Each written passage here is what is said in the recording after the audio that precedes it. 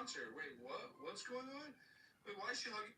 Kamala Harris rally in Houston, Texas was absolutely insane. You saw Beyonce and Kelly Rowland walked out.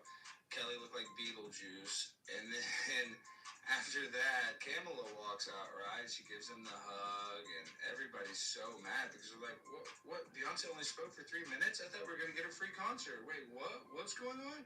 Wait, why is she hugging Kamala? I thought this was a concert. Oh, and then Kelly and Beyonce have a nice little moment, reminiscing. And then everybody realizes it was a bait and switch, and they walked their butts out. As soon as Kamala got on that dang stage, everybody was pissed off, rightfully so. They duped us. They duped the entire city of Houston, Texas. 30,000 pissed off people right before an election, less than 2 weeks away. What is Kamala Harris thinking? It was a night to forget, I'll tell you that much. Kamala Harris. The Kamala. See it there? Walking jerk, man. Anyway, that put it on. Good morning. Chicken them. Believe no man. Yeah, man.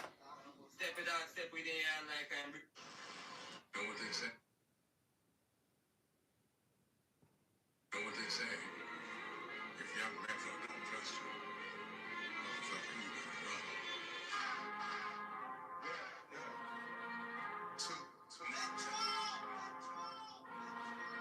You know what they say? If young Metro don't trust you, motherfucker, you better run. If young Metro don't trust you, what the fuck are you doing wrong? Yo, they say motherfucker started walking out on Kamala. How you say it, man? How we supposed to say her name? Camilla? Kamala? Kamala? Chameleon? What? Man, look. What? I'm confused. Chameleon. She plays Negro. She plays Negro. Chameleon. I don't got no hair tie up here. I actually walked up here wearing my bonnet, and I didn't realize I still had my bonnet up. I kind of fucked up this morning. Y'all ain't gonna lie, yo. I had took a gummy like 3 o'clock in the morning. I probably shouldn't have did that, bro. It was so hard for me to get up just now. I'm like, what the fuck is wrong with me? I was like, yo, I'm not lying. I'm fucking stoned still. Like, Wendy, good morning.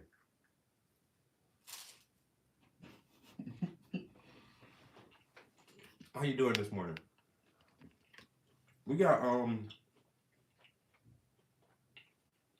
peanut butter and jelly waffles and bacon for breakfast.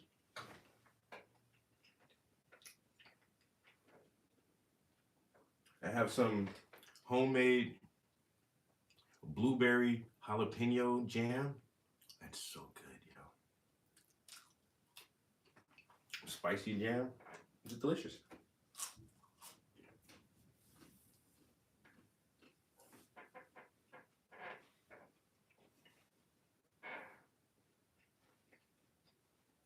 Wendy, I don't even know why you asked that crazy ass question. Don't you? Hey, hey, don't come in here asking no weird ass questions like, "Are you playing Call of Duty today?" You damn right I'm playing Call of Duty today.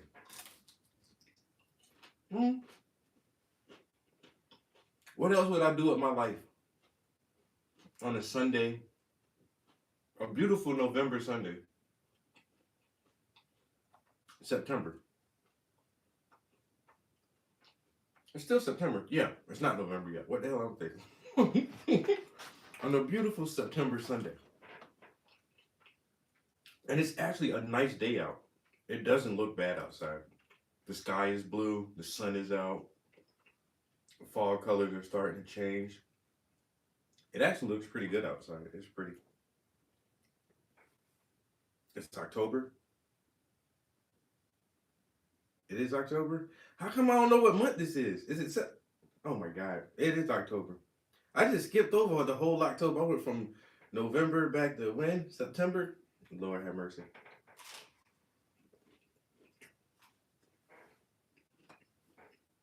Did I not preface this whole thing by saying I am high as hell right now? Wait a minute. I skipped over October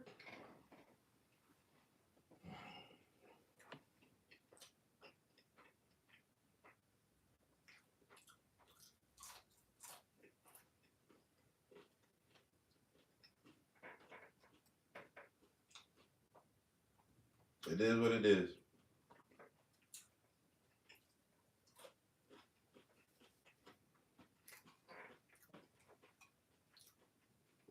I gotta get my life together. Where that damn coffee at?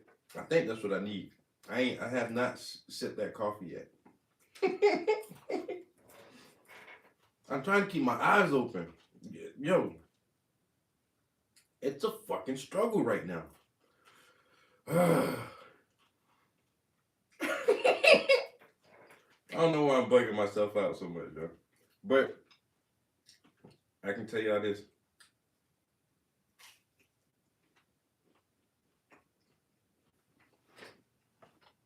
I went to the medical dispensary for myself for the first time yesterday. And I got them gummies. Cause I already got some bud. So I was like, I just want to go. I just want to go because I can, motherfucker. Give me something. What you got in here? Gummies. Let me get some of them.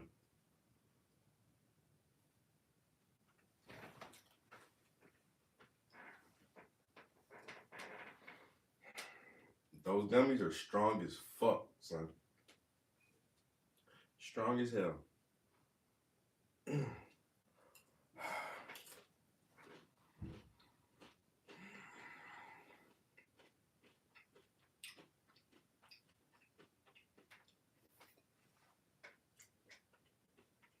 Damn.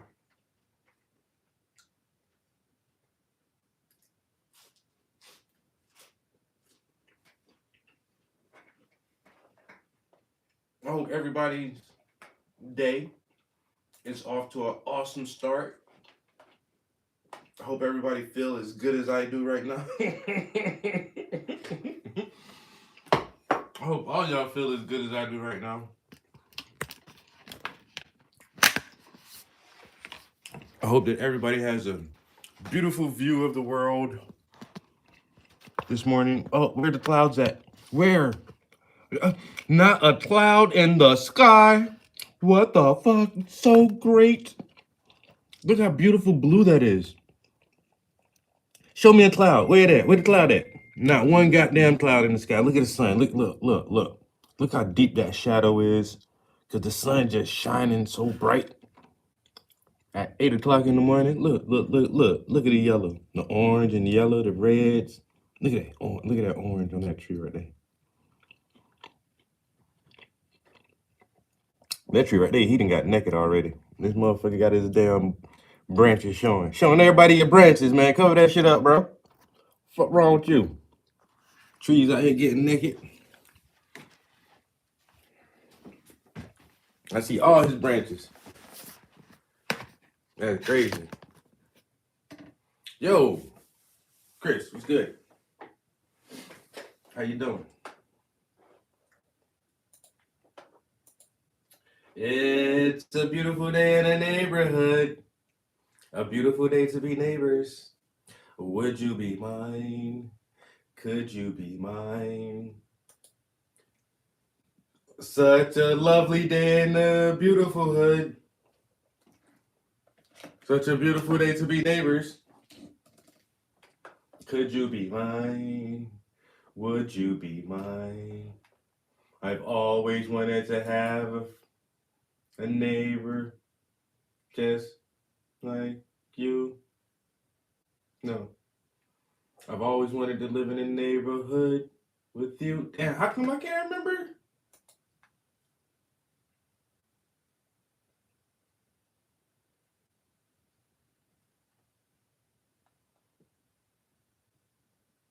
Could you be mine? Would you be mine? Won't you be?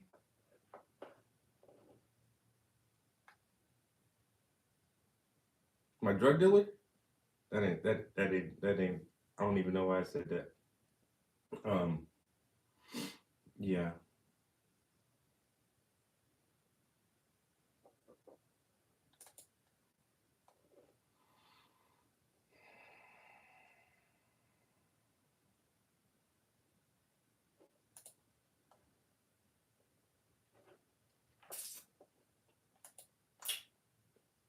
How we doing this morning, everybody?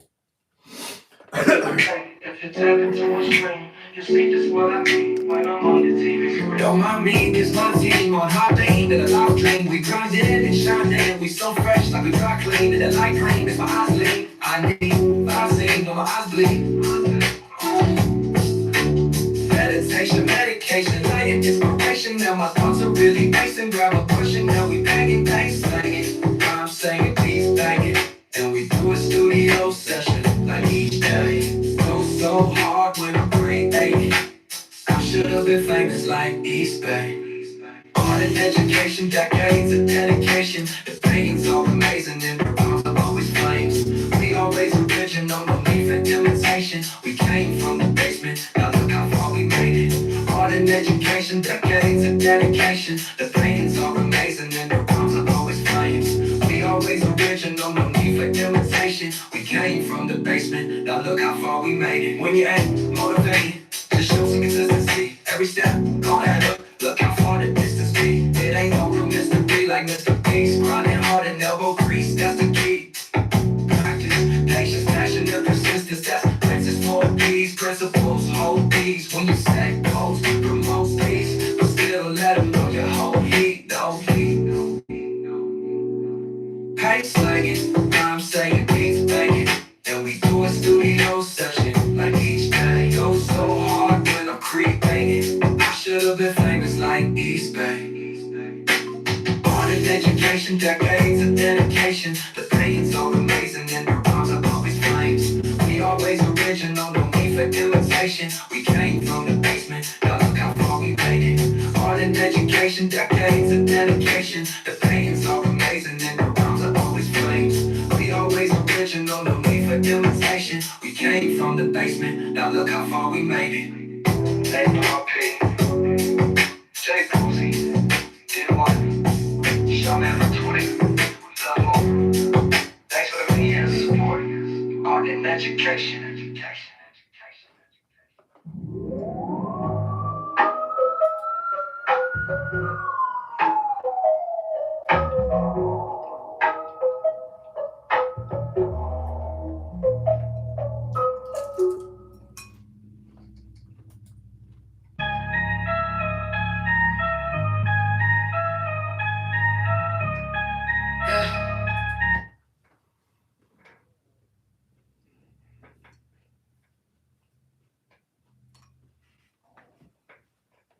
Breakfast of Champions.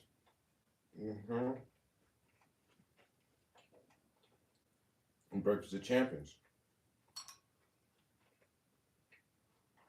I needed this so bad, yo. I couldn't even function just now. I still can't hardly keep my eyes open. I ain't doing that dumb shit no more. Because what I should have did was come right in the studio when I woke up in the middle of the night. Sometimes I go to bed early because I be up early anyway. So I went to bed like around my normal time, like 9:30, 10. Then I'll be up like 2 o'clock in the morning. Sometimes I go to bed too early. I'll be up like 2, 3 o'clock in the morning. Because I normally get up at 4 o'clock during the week anyway. So this morning I was up and I was like, you could just go in the studio and work on the damn painting for a little while since you up and you ain't got shit to do. And I was like, yeah, I could do that. Or I could take one of these whole gummies right now and watch YouTube.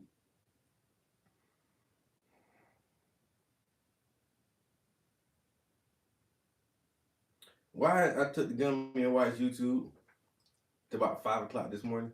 And then when I went back to sleep, bro, I couldn't hardly get up just now. I woke up like, what the fuck? Where am I at?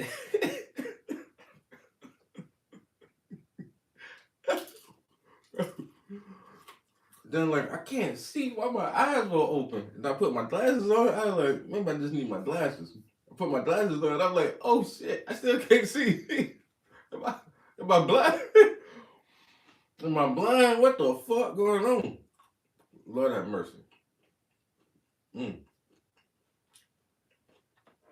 Then I came up here I was about to start the stream. I still had my damn bonnet on. I was like, wait a minute, nigga. What are you doing this morning?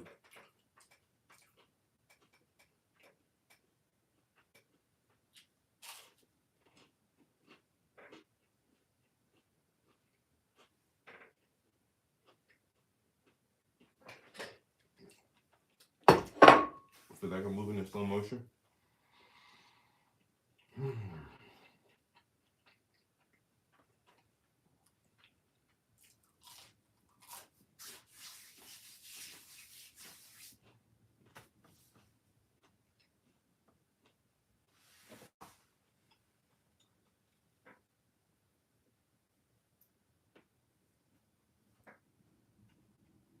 It's like, I can't even chew fast.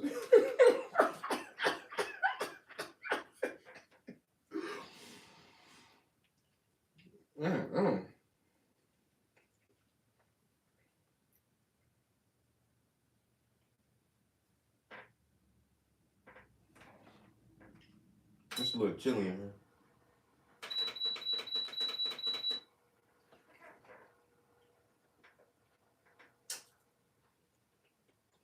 I think I need to go grab a hair tie.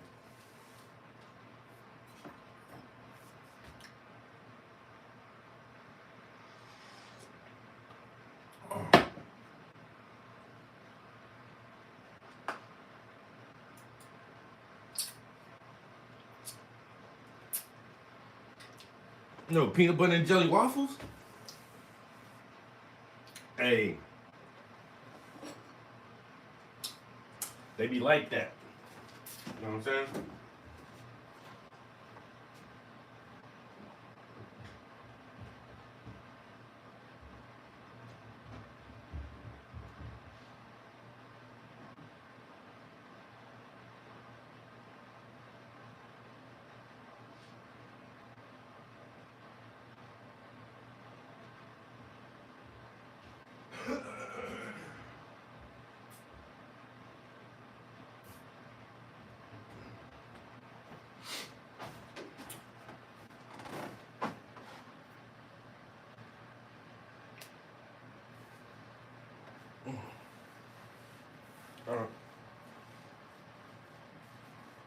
Hold on. I'll be right back one more time.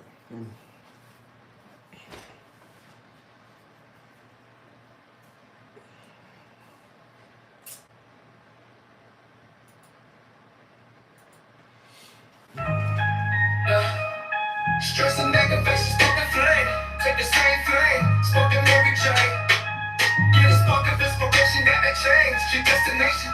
Elevate to higher plane, all in education. Trappers entertaining all the same. If you know the basics, take the middle road and don't complain. If you want advance, blaze your own path, make a new way. You can do it one day, 2 days, on a Sunday, or a Tuesday. Forget whatever who say, just as long as you say that you tried your best. When they put you to the test, cause you learn from life's lessons and you live off respect. A whole way, then move with grace, at a slow pace, never showcase.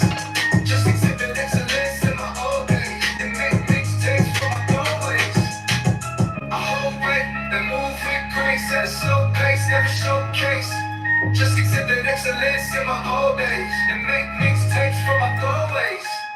My mama was a crackhead, my daddy was the dope man. A bad situation was the state that I was raised in. To live fast and dying is the only life I'm facing. Wonderful mistake, but still I feel caged in. Trying to get a new connect that can do with Haitians. I'm walking up, jumping down, selling to Caucasians. Say, street life make it hard to sleep right. I smoke weed and the fiend still steam guns each night. Each life makes a decision to try and reach Christ. Don't mean I'm on a pulley that you gonna see light. It seems like all these demons just wanna take mine. In daytime, all these haters, I let them take time. We moving out in the minutes to have a break time. I'm hard in the streets, so you niggas can never break mine. Never seen it cry. Hustle us a one dime, break a 1-9. I just see it one time. Whole way, then move with grace at a slow pace, never showcase.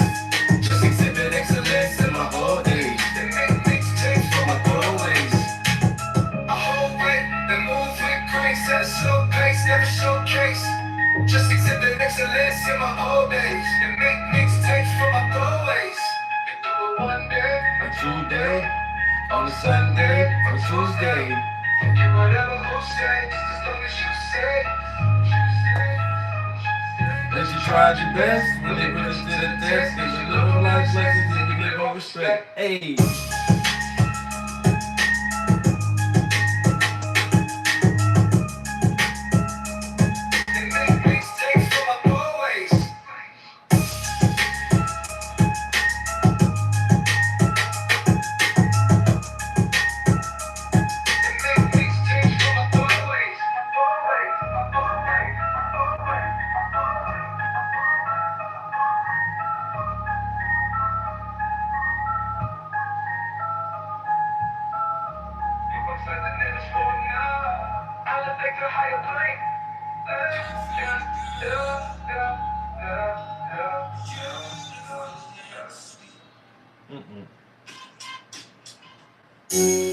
We blowing that green, we smoking weed lean, the sweetest bud you ever seen.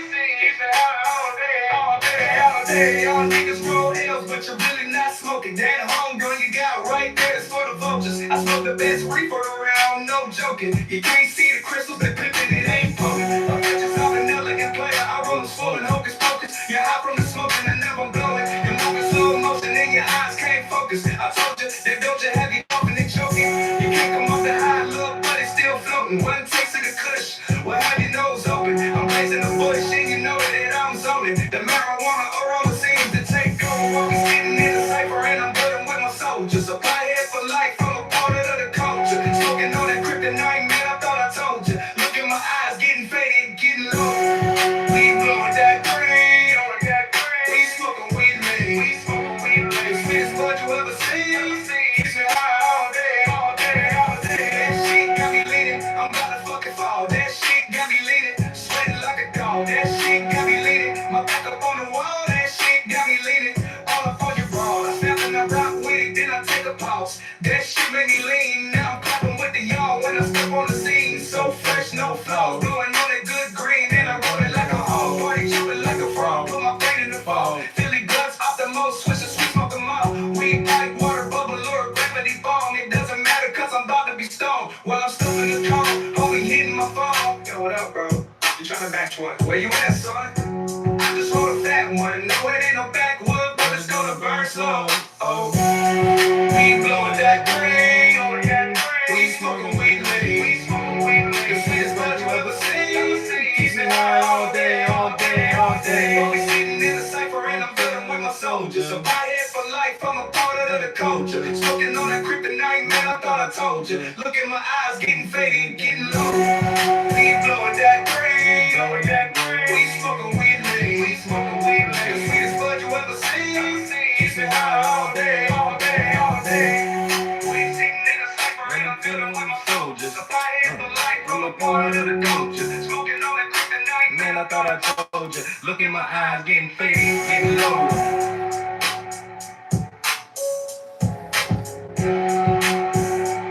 Look in my eyes, getting faded, getting low. Yo, and good morning. How you doing? We can Fish swimming in the small pond, and the women say I'm magic when I wear a wand. So they call me the dog. I'm pumping like amphetamines, long big red ball, thoroughbred pedigrees, and I bang like gorillas. So I we Sunday morning studio sessions in here just making some art. We're working on this piece right now. That is so dope. My man Luke, what it do? Big Luke, what it do? We're here working on this piece right here, adding something up to the whisper. Hey guys. Oh, so I'm on my phone right now. I wonder if the pictures have transferred over already to my iPad because I did a photo shoot yesterday. Matter of fact, I got so lucky. I ain't even gonna lie. I got so lucky. I did 2 different photo shoots. Technically 3 different photo shoots. Check all this good stuff out right here. Let me make sure I ain't got no dick pics lingering around. Could they be in there? I'm just saying. So, doing something for the Reader Series again, but for this time around with the Reader Series, I want to work with younger people. So I have a college kid here, so we did some pretty cool inside stuff. But actually, like, the outside ones came out the best. Yo, that one is so good. And that one right there, yo, that might be my painting right there, yo. I ain't gonna lie, that one came out good. That one's all right. I can't show y'all all of that. God damn. And then did another one for the they were laughing so hard, but that one looks really good. You got the chessboard, got the stack of books there. So I might can use that one. She was cracking up so hard, yo. She could not hold it together. I'm like, I kind of like that one. That one right there is good. Then it was her turn, and she started laughing. I'm like, guys, this isn't hard, but that one is boss. That shit right there is boss. And that one.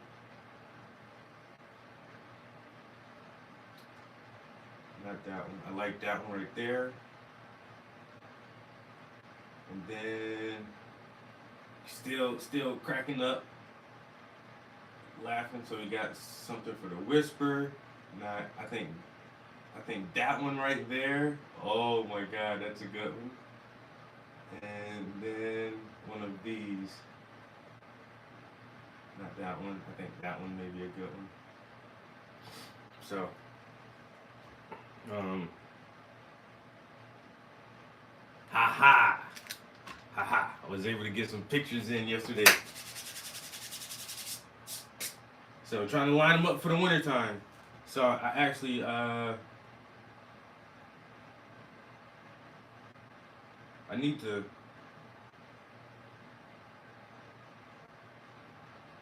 there was somebody else, and she said that she would, but she said, I asked her about the Whisper series, and she said that she may have a friend who could do it. I'm gonna reach back out to her today, because these days, like these nice days like this, there's not gonna be too many of them left.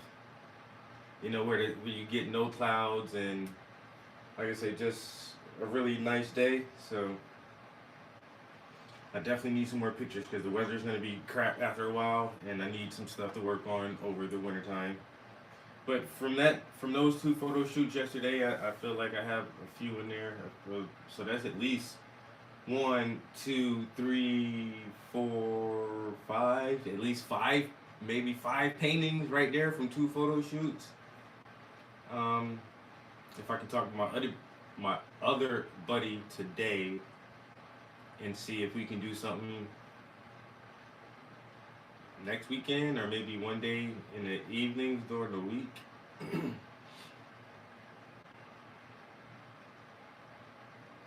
Yeah, we'll see. Trees getting high on the leaves, and I know you wanna leave with a gangster like me, smoother than some wallabies. And some of my chicks are foreign, Italian and Portuguese. You're in the Japanese, she favors Lusaloo, Norwegian and Chinese, kicking like Hong Kong food. I don't mean to be rude, but I don't like you dudes. You suckers who party, but yeah, y'all screwing my mood. Baby girl, I know the news, so we ain't even gotta talk. Took her right to the road, she stripped out a dog. When I'm sweating like a caveman, I know you feel my bone, cause I make the bed rock like we was the Flintstones. Just a big fish swimming in a small pond, and the women say I'm magic when I wave my wand. So they call me the dog. I'm pumping like amphetamines, long dick, red ball, thoroughbred pedigree. I'm just a big fish swimming in a small pond, and the women say I'm magic when I wave my wand. So they call me the dog. I'm pumping like amphetamines, long dick, red ball, thoroughbred pedigree. Brown skin, big butt, stimulate my mojo. I'm trying to get her to hump like a Quasimodo. I make my man hood up and do that shit slow-mo. Have your ass screaming like you call it for the popo. Sweating beans like pintos for hours like a nympho. Yeah, I got a long stroke and I love your deep throat. If the pussy good, I might let you meet my kinfolk. You can bring a friend too, that's what we into. I hope she's a 10 to a real freaky like you. I'ma beat it down good like I'm trying to fight you. I like exotic women and I know that I excite you. Don't get hyped, boo, I'ma take the time to show you I'm a pimp. I hope you can get I talk a lot of shit, real slick like Rick James. Got enough dick for 10 bitches for 10 days. And I ain't never had to pay no chickens to get laid. I'm just a big fish swimming in a small pond. And the women say I'm magic when I wear my bar. So they call me the dog. I'm pumping like amphetamines. I'm a big red bone, thoroughbred pedigree. I'm just a big fish swimming in a small pond. And the women say I'm magic when I wear my bar. So they call me the dog. I'm pumping like amphetamines. I'm a big red bone, thoroughbred pedigrees. Big fish swimming in a small pond. So they call me the dog. I'm just a big fish swimming in a small pond. So they call me the dog. I'm pumping like amphetamines. I'm just a big fish swimming in a small pond. And the women say I'm magic when I wear my wand. So they call me the dog. I'm pumping like amphetamines. Love a big red bone, thoroughbred pedigrees. Have your ass screaming like you're calling for the popo. Sweating beans like pintos for hours like a nympho. Yeah, I got a long stroke and I love you deep throat. If the pussy good, I might let you meet my kinfolk. You can bring a friend too. That's what we into.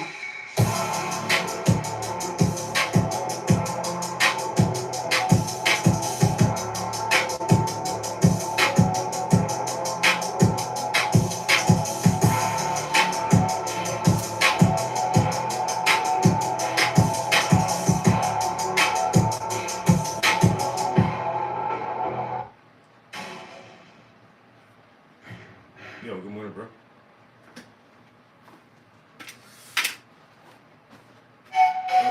843, Killer Bill, stand up. Hey, it's more than a rap. If you catch my fucking drift, I got 2 big ass guns and 2 extra clips. I'm the motherfucking shit, so you better catch a riff before your ass get burned like the end of my spliff. And it's more than a rap. If you catch my fucking drift, I got 2 big ass guns and 2 extra clips. I'm the motherfucking shit, so you better catch a riff before your ass get burned like the end of my spliff. I finally figured it out. Y'all niggas gotta hate, cause I stay shy. And y'all niggas gotta wait. Early bird catches the Y'all working on right out the gate. I'm running all over the track. Y'all niggas out of shape. While y'all stuck in the hood, I move my shit out of state. Playing with them things wrong. Now your man's gotta wait. Sleeping in. I actually wrote a new song, not yesterday, the day before. Hold on. Oh yeah, because I was off Friday. I can say, did I write that shit Friday? Yeah, so Friday night, I wrote a song and been playing around with it a little bit yesterday, but I think this is going to be the final version. So I've been streaming, I've been having my YouTube channel for a long time, the Art and Education stream. So I just wrote a song called Art and Education. And I like it. It's a pretty little dope song. It's my thing. If you tap into my string, you see just what I mean when I'm on the TV. Don't mind me, cause my team on my thing that a live dream. We grind in and shine in. We so fresh like we dry clean. And the light green is my eyes lean. I need Vaseline on my eyes bleed. Meditation, medication, light and inspiration. Now my thoughts are really racing. Grab a pushing, now we banging, slanging. I'm saying please thank it. And we do a studio session like each day. Go so hard when I'm creating. I should have been famous like East Bay.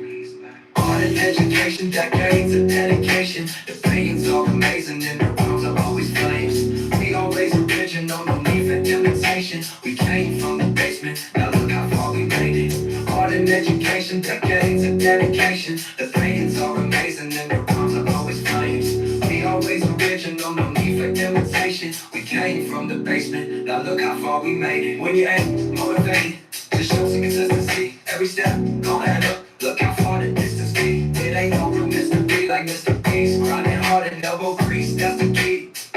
Practice, patience, passion, and persistence. That's the princess for these principles. Hold these when you say pose, promote peace. But still let them know you hold heat, no heat. Hey, slanging, I'm saying please thank it. And we do a studio session like each day. Go so hard when I'm creating. I should have been famous like East Bay. Art and education, decades of dedication. The pain's all amazing and the rhymes are always flames. We always original, no need for imitation. We came from the basement, now look how far we made it. Art and education, decades of dedication. The pain's all amazing and the rhymes are always flames. We always original, no need for imitation. We came from the basement, now look how far we made it. Take RP, Jay Boozy, D1, Sean Evans 20, Double. Thanks for the media and support. Art and education.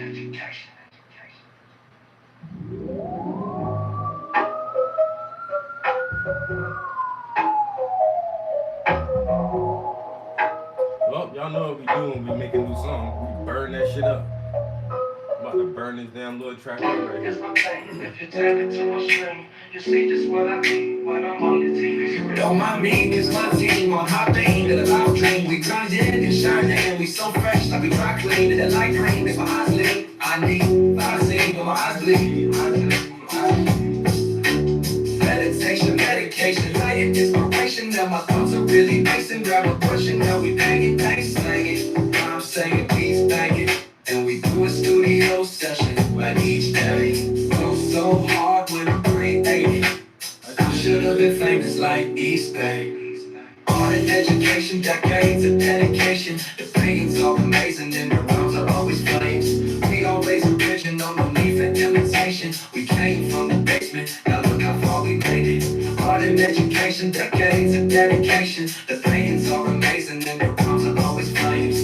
We always original, no need for imitation. We came from the basement, now look how far we made it. When you ain't motivated, just show some consistency. Every step, gon' add up, look how far the distance be. It ain't no room Mr. B like Mr. Beast. Grinding hard and elbow crease, that's the key. Practice, patience, passion, and persistence. That's the princess for these principles, hold these. When you say pose, promote these. But still let them know you hold heat, no heat. Hey, slang it, I'm saying please bang it. And we do a studio session like each day. Go so hard when I'm creating. I should have been famous like East Bay. Art and education, decades of dedication. The pain's all amazing and the rhymes are always flames. We always original, no need for imitation. We came from the basement, now look how far we made it. Art and education, decades of dedication. The pain's all amazing and the rhymes are always flames. We always original, no need for imitation. We came from the basement, now look how far we made it. Take RP, Jay Boozy, D1, Sean Evans 20, Double. Thanks for the media and support. Art and education.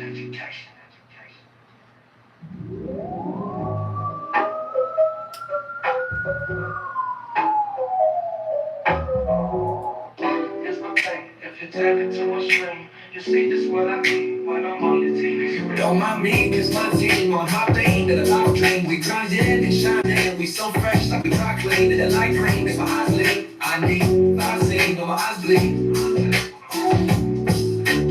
Meditation, medication, light and inspiration. Now my thoughts are really racing. Grab a push and now we bang it, slang it. I'm saying please bang it. And we do a studio session like each day. Go so hard when I'm creating. I should have been famous like East Bay.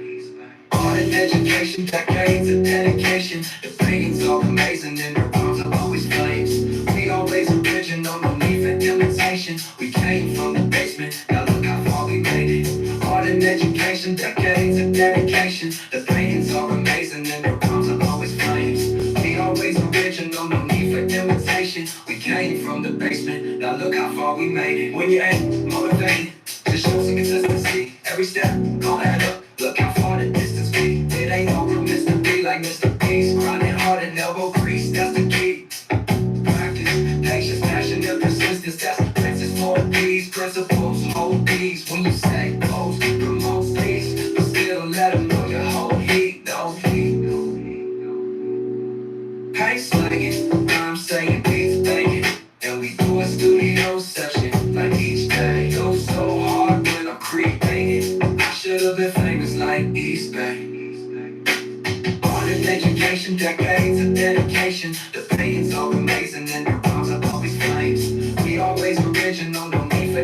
medication. We came from the basement, now look how far we made it. Art and education, decades of dedication. The paintings are amazing and the rhymes are always flames.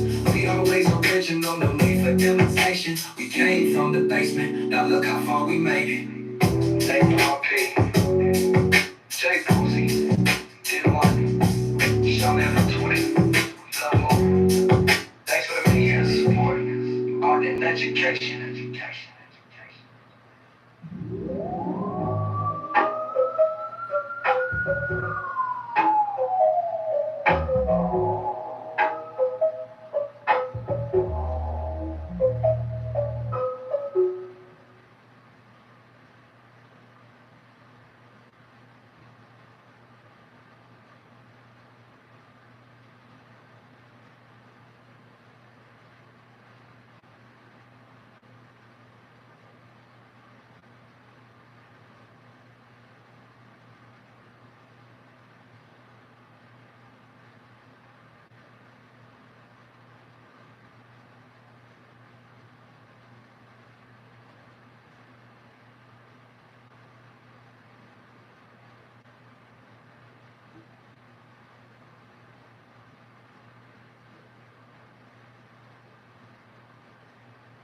Well,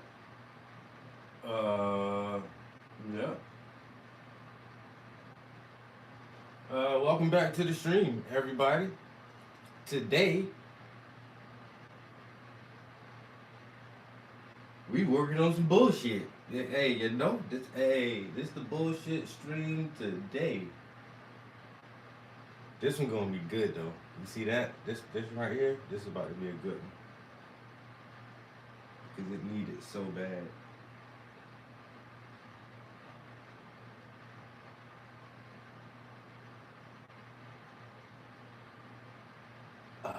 So satisfying though. It is very, very satisfying to see the crispness of it.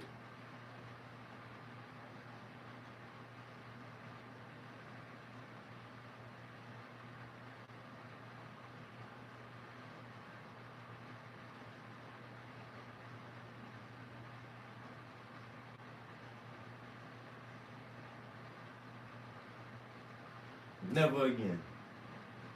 Ever, never, ever, ever, ever, ever. Not in this lifetime. I can guarantee you that. That's a solid promise, bro.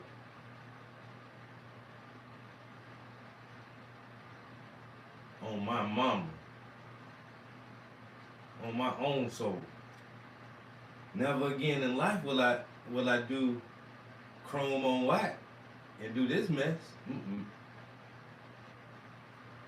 Unless I do like the homies told me and like tack it down with some tacky shit. Cause this right here is uncalled for, man. This is borderline. Cruel and unusual punishment. Borderline. I didn't say it was, but hey, it's kind of close when you think about it.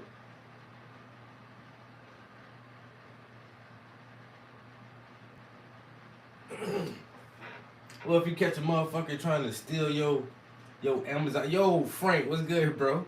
Yo, well, if you catch a motherfucker trying to steal your Amazon package, right, and you call them, right, they go to jail and everything, and then they be like, well, Mr. Prince, what do you think his punishment should be? I'm like, you know what? Send him over. Sit down, sir.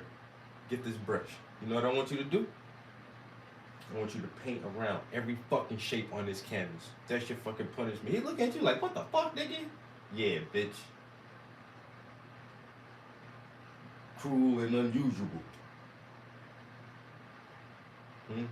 Enjoy. Enjoy, mother sucker.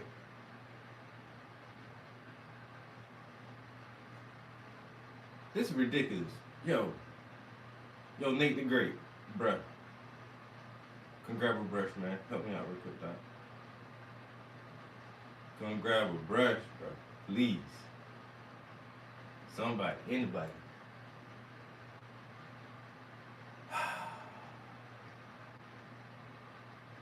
Now, I'm not gonna pay you But I got some sandwiches and I got some gin.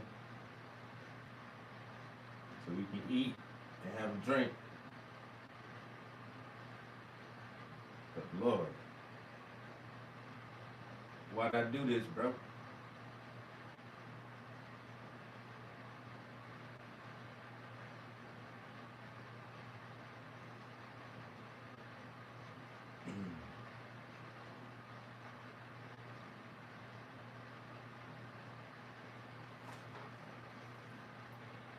He said, I got you. Please, dog.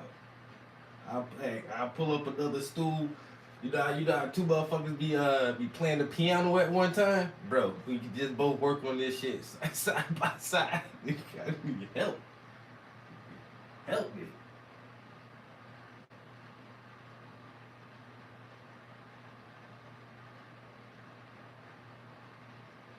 I already see how the rest of my week gonna be. Man, look.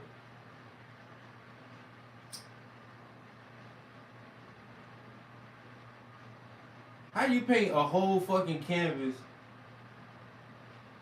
with a detailed line brush? Tell me that. Who? Why? Come on, man.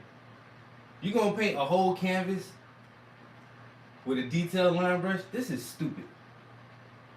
This is the stupidest thing. I told y'all yesterday. I made it very clear. I will be complaining the entire time. If you don't want to hear me, turn the fucking stream off.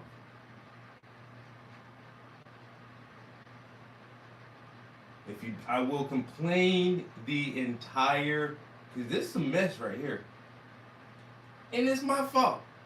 I ain't even trying to. I'm the only person I'm cussing out. I'm cussing myself out, but he gonna get it. You know, he got to get it, cause this is days. This is just days of tedious bullshit that could have been avoided if you just would have sat down and thought it through, motherfucker. Why you really didn't think this one through, did you? Now look at you. Crying, bitching. Cause what? Nigga gotta paint a fucking 3 by 4 foot canvas with a goddamn. Well, I want to throw this goddamn shit out the window. The whole thing.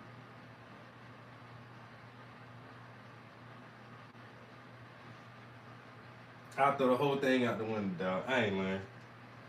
I'm tired of this shit already. My back hurting. This is stupid. What I'm gonna do though? Huh? What I'm gonna do? Nothing.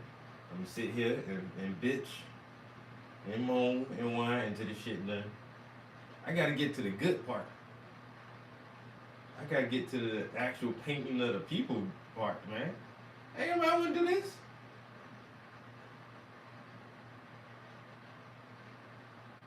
Ain't nobody want to do, bro. I tell you once again, this is why I need me an apprentice, an assistant, whatever you want to call them. This is their job, nigga. Hey, motherfucker, I fucked up a little bit. I need you to come and correct it, but I don't want you to fuck up with how I fucked up, okay? So this is what I need you to do. You take this detailed line brush, and I'm gonna need you to paint all the white, but do it carefully. And make sure the lines are straight, every one of them, every time. Because if it's not, I'm gonna notice. You know? Why can't I do that? Why can't I beat up on some young, willing, inspiring artist and keep the major secret from them that you're gonna die broke, bitch?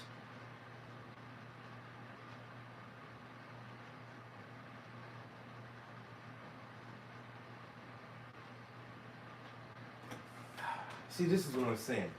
I'm covering like 1 square inch per hour. This is getting me nowhere.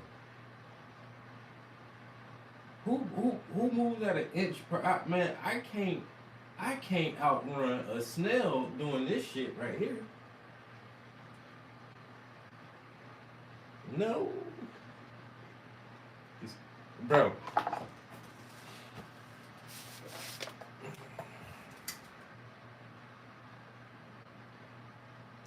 Basquiat style, black and white, cream and brown, colorism, frustration. Uh, so I have an idea. This is Basquiat style. You know, that's a face. You can't hurt you. I can see the face. You know, you see the eye right here. There's another eye right there. So them two eyes, and they go the nose, right? And here go the mouth. Nose, eyes, that's the head. And then these right here, those are my dreads. Bump, bump, bump, bump. That's a dread. That's a dreadlock right there. That's a dreadlock right there. See, that's another dreadlock right here. And see what I'm gonna do is, I'm gonna have some yarn, and I'm gonna actually thread the fucking canvas, right? I'm gonna have some yarn, some black yarn, going one way, and like thread it through the canvas, and then have like a barcode of yarn, and then on top of that, I'm gonna have some brown yarn going down the other way.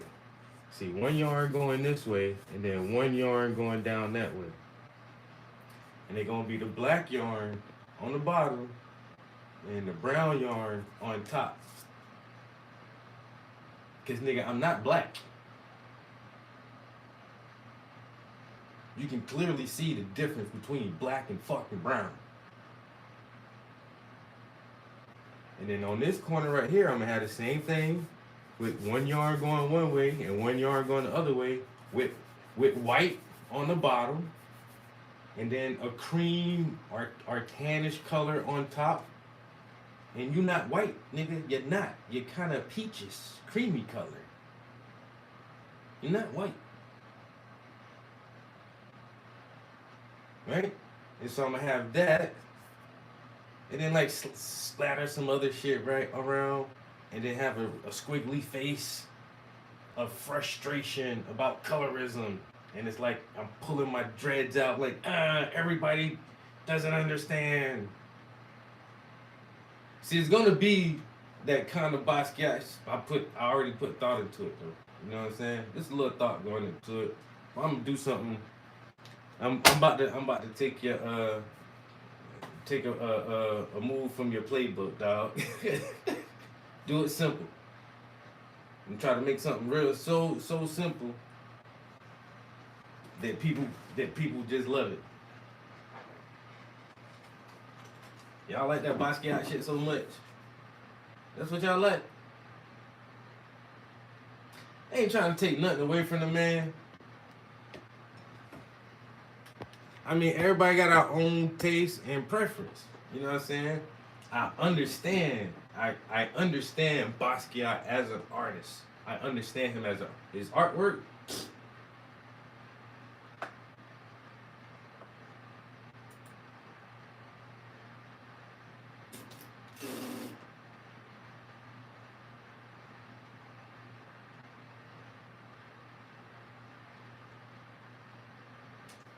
I see what you're trying to do, bro. You're an angry black man, you know, in this gated art industry.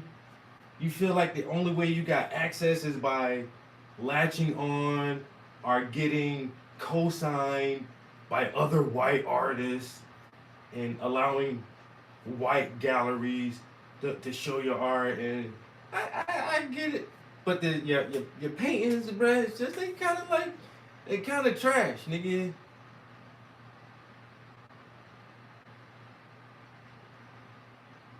What is this scribble?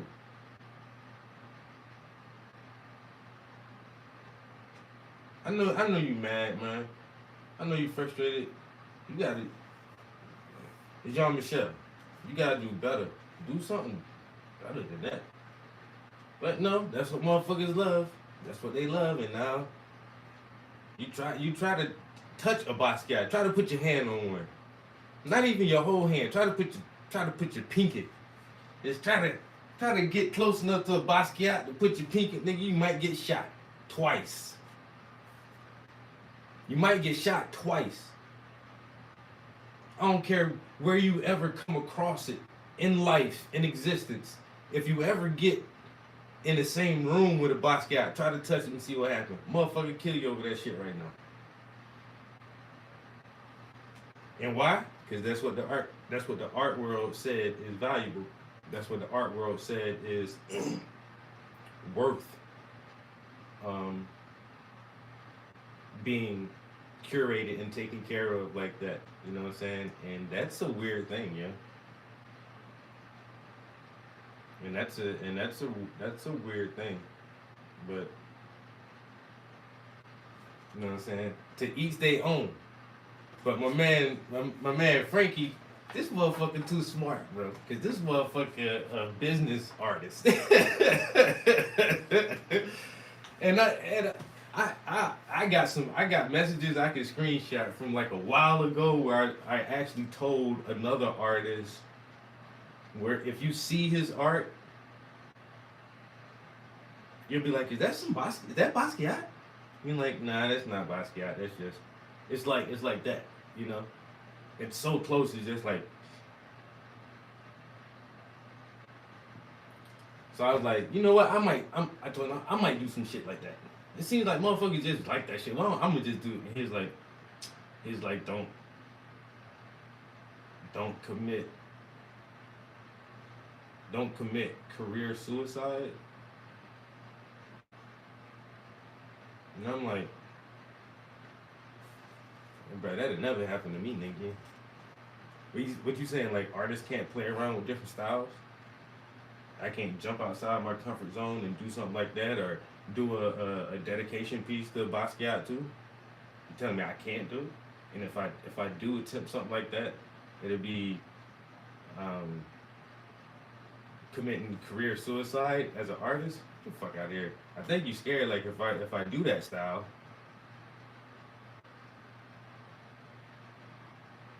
people would gravitate towards it and like it better. Like mine is better than yours. I ain't say that part, but Frank, you make some good points. I ain't never take that from you. This motherfucker makes some sense now. Motherfucker makes sense. Goddamn it, whether you like it or not. The motherfucker got a point. Art is not for poor people. Always remember that. This shit ain't for poor people, man. If it helps, it looks better. It's just very tedious work. It is so satisfying to see the lines really, like I say, become nice and crisp. But man, you see how long I just been paused on this shit right now? I'm just talking purposely. Damn, bruh, it'd be that part, man. I don't even know what to do no more. I'm trying not to let my frustration get to me. That's why I just put that. I was like, when that shit came to me, and like, because I keep thinking of like, what can I do or what can I say that is, you know, a message and has like some substance to it, but still like in that Basquiat form. Because some people who will do that style, they'll scribble, and it's clearly just scribbles, and they still try to make it say something. They still try to make it say something, and it's like, no, bitch, no. I don't give a fuck how long you sit here and tell me what this shit's supposed to mean. I don't see it. I don't see that shit. I don't. I got one art buddy who does abstract, and it's really like squirt paint and smear it, and then squirt another color, smear it, and then maybe like get a paintbrush and like dab, sprinkles. And then they're like, well, this piece is emotionally charged because during the winter solstice, the sky, oh, and it's just like,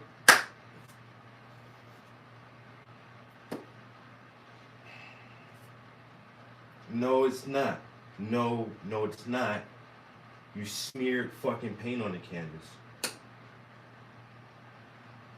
That's all you did. You can sit here for the next 30 minutes and tell me whatever you want to tell me about this shit. You fucking smeared paint on the canvas.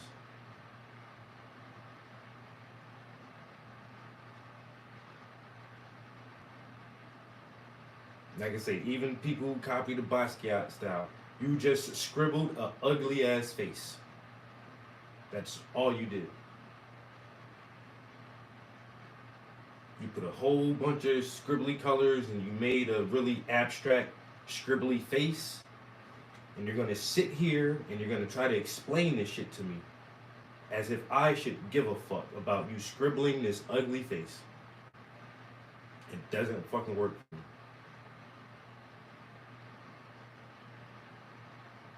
The gift of storytelling, not the painting.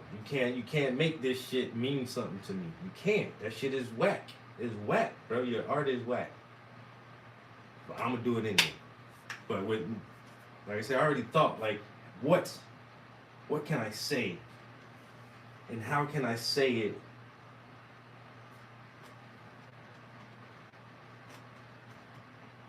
With the thread, the yarn, the black and the brown. Bitch, I'm not black. I'm not black.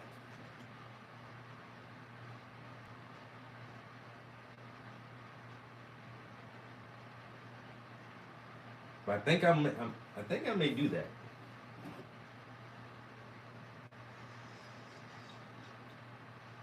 And I might get oil, like some oil markers or oil pastels, like the big thick ones, so I can do more of a drawing instead of like brushwork.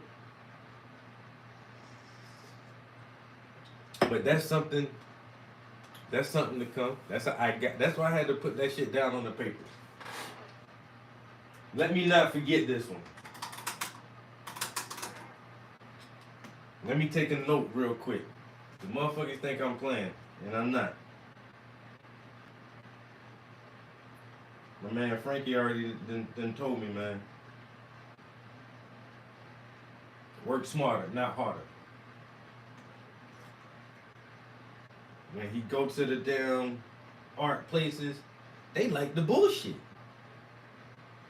Tell him, Frank, they like that. They like it, bro. They do. They want that shit in their house too. That's the crazy part. Then what you gonna what I'm supposed to do? Not give it to them? Yeah.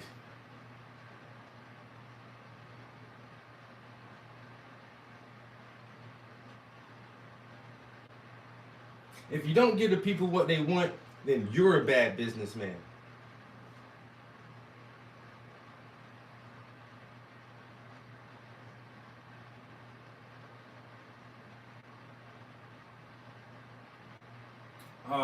Y'all know what? Hey, YouTube, Instagram. Excuse me. Everybody listen up. This stream is for entertainment purposes only. I am not a professional and I do not hold any degrees or certifications in any field, so do not believe anything I say at all, ever. And if you do think anything I say is true, I always advise you to do your own research and figure things out for yourself, because I am wrong most of the time, because I'm doing this for fun. And these streams, Instagram and YouTube, are for entertainment purposes only, so do not take anything I say seriously or literally. I do not know what I'm talking about. Do not believe me, ever, because I'm doing this for fun. And these streams, everybody say it with me, are for entertainment purposes only. Thank you. But Frankie been seeing that shit, man. I've been taking notes, dog. Taking notes, bro. Shit got to change. I gave a lecture at the local university a while ago. And most people don't know, if you look up Picasso's early work,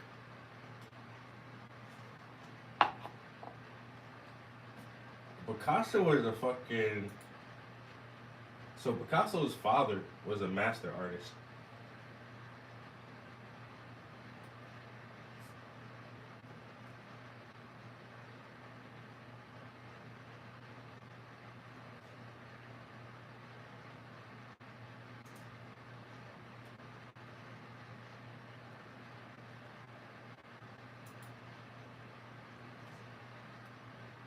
I'll show YouTube first.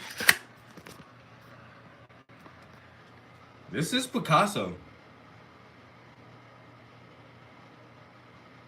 Yeah, Picasso, who paints the weird ass shit. This is his early stuff. Because he was trained by his father to be a real artist.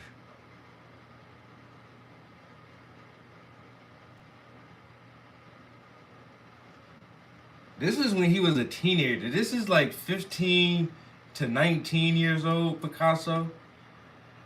That motherfucker was dope. And then, once he started painting the bullshit, he just realized people like the bullshit, and he just kept painting bullshit. But early Picasso, Picasso can paint.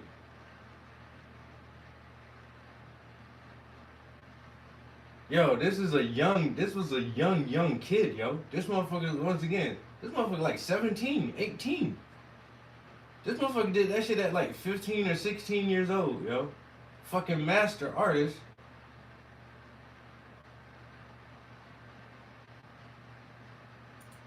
And then if you just take early, if you take that shit out, you get this. Yo, how? You get that? You know what I'm saying? Come on, man. I blame that motherfucker too for switching the game up like that. Yo, CC. I blame Picasso really for fucking the game up and letting people think it's okay to paint that. How you just tell people it's okay to paint like that? Come on, man. That's that bullshit, bro. But that shit sold like hotcakes, and after that, he just stuck with that style. And now that's Picasso, and that's how people know Picasso. You don't even know Picasso can really fucking paint. Better than most adults when he was a fucking kid, bro. This motherfucker was a kid out painting most grown folks. And then he switched this shit and started breaking it down to this weird ass abstraction. Modernism, man, screw all that shit, man. But that's what they want. So hey, we gotta give them what they want, Frankie. So I'm gonna do my little Basquiat shit sooner or later. It's not gonna be anytime soon because I just got all those dope ass photos and still probably have some more photo shoots coming up. So, but it's an idea, and I will show a motherfucker. I can do that too now if y'all want me to just do some shit like that. That shit ain't what you think is hard, nigga. What you doing? Imitating Basquiat? You think that's hard, or you think that's original or creative or what? What do you? I mean, let me show you how it's done.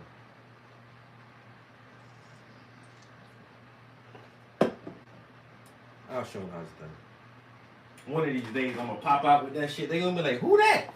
Who did that?" I'm like, "That's mine. That's you did that?" Like, yep. I did that. I could paint any style too, bitch.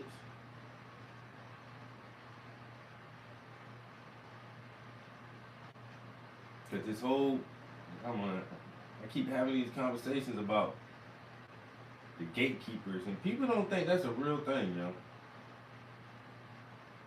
People don't think that there's gatekeepers who allow certain people in, and the ones who get to tell us what's good art and what's not good art, and what should be worth millions and what's not worth millions. And who are these people? And how do y'all get to pick and choose? And why? And why is it most of the time when y'all do pick and choose what's good art, it's normally the bullshit. Yeah, you're a trained art curator from where, Paris? And you chose this. Man, get the fuck out of here. I know you working for the mob, nigga. You money laundering. You can't sit here with a clear mind and consciousness and tell me that you really believe that's good art. Man, look. This is a fraud. This is a front. This is some kind of scam. Is this a Ponzi scheme or some kind of pyramid scam or what are you guys doing in here, really? Really? Y'all washing mafia money, cartel money? Y'all washing somebody's money. You not gonna tell me. You gonna look me in my face and tell me you just sold that blue canvas for $47 million. The blue canvas. How 47 million?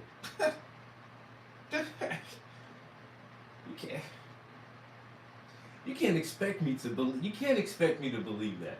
You just.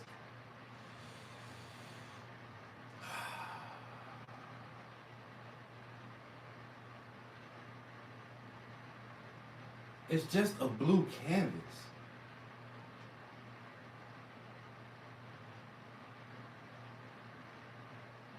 I know it's a unique shade of blue. And I know the artist wrote a 1.5-page essay about what this blue means. I still think it's bullshit. I really do. I honestly, I think it's bullshit. And I think you guys are washing dirty drug money for the cartels and the Russian mafia. Period. Period.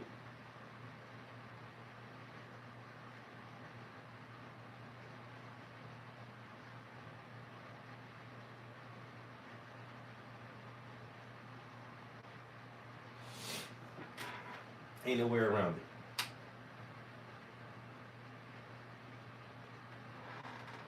That's dirty drug money. Oh, Mizo. That's dirty drug money, and you can't convince me otherwise.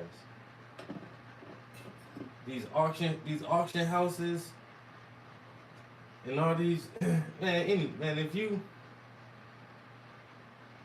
can spend millions of dollars on a painting, whatever you do in your professional and personal life to get that money, you're probably a bad person. You're probably a bad person.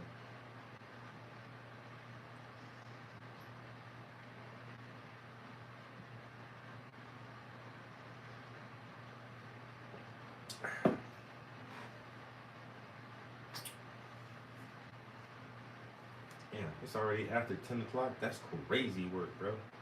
That's crazy work. It's already after 10. Where has the day gone? I slept it away, is what happened.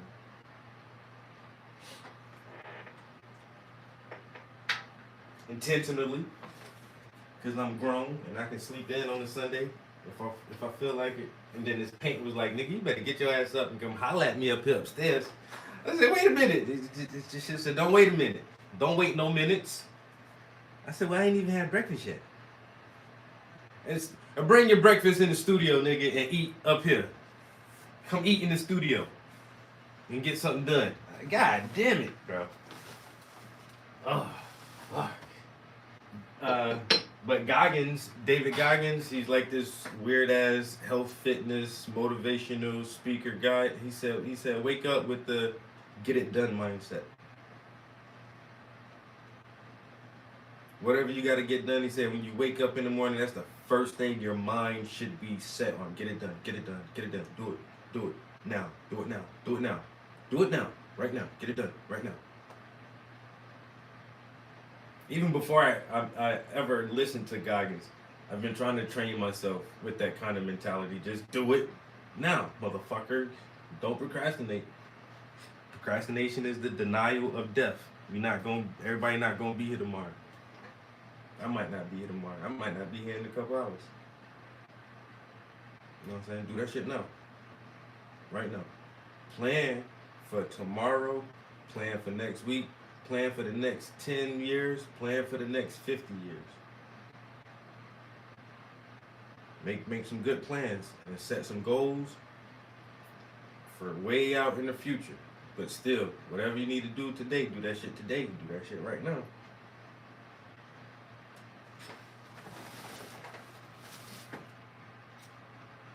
The studio said, nigga, get up and come up here and do some shit.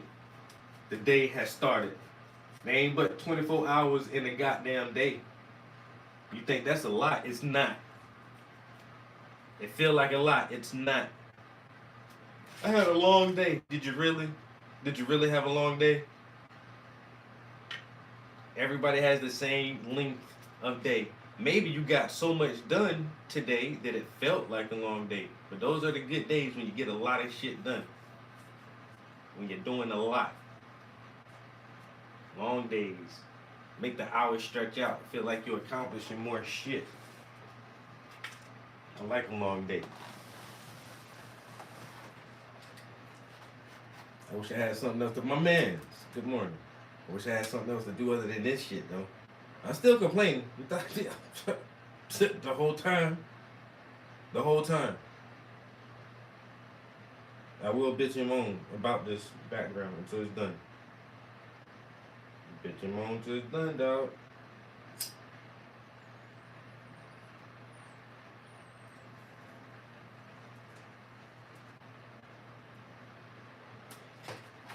Watch, you'll see. You'll see.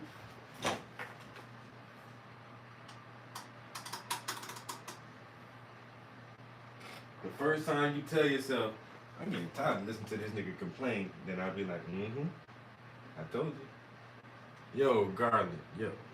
What up, everybody? Get up and get to it, man. Ain't nothing else to do, bro. If that's what you want, dog, if that's really, really what you want, just, man, do that shit, man. Do it. Go ahead. You know why? Because everybody else gonna sit around. Ain't but 24 hours in a day.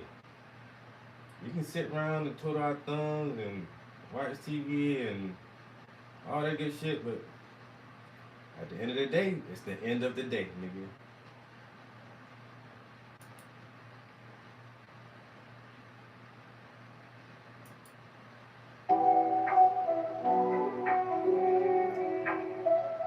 This right here.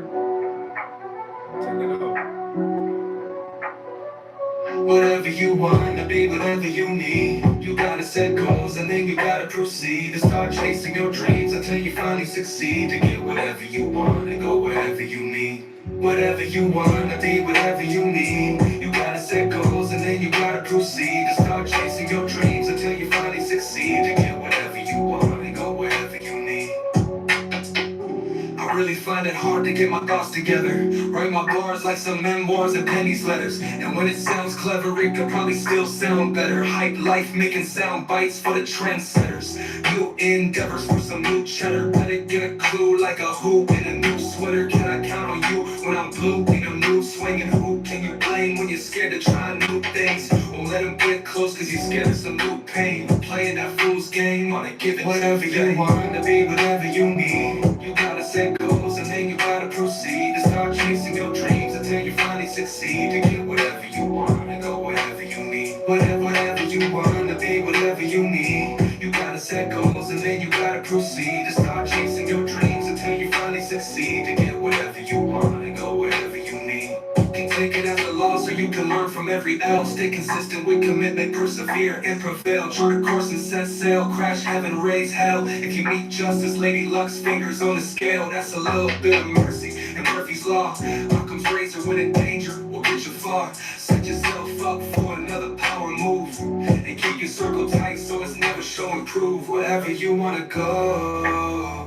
whatever you wanna see, whatever you wanna do, whoever you wanna be.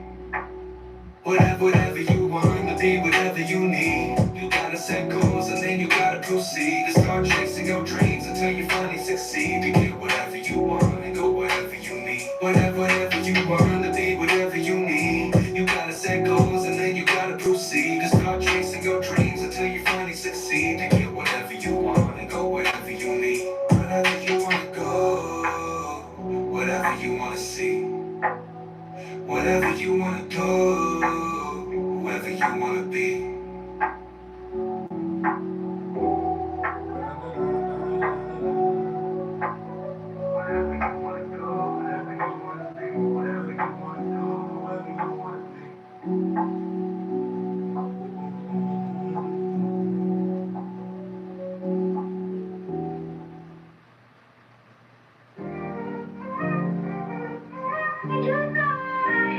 It just hurt me so much inside, and I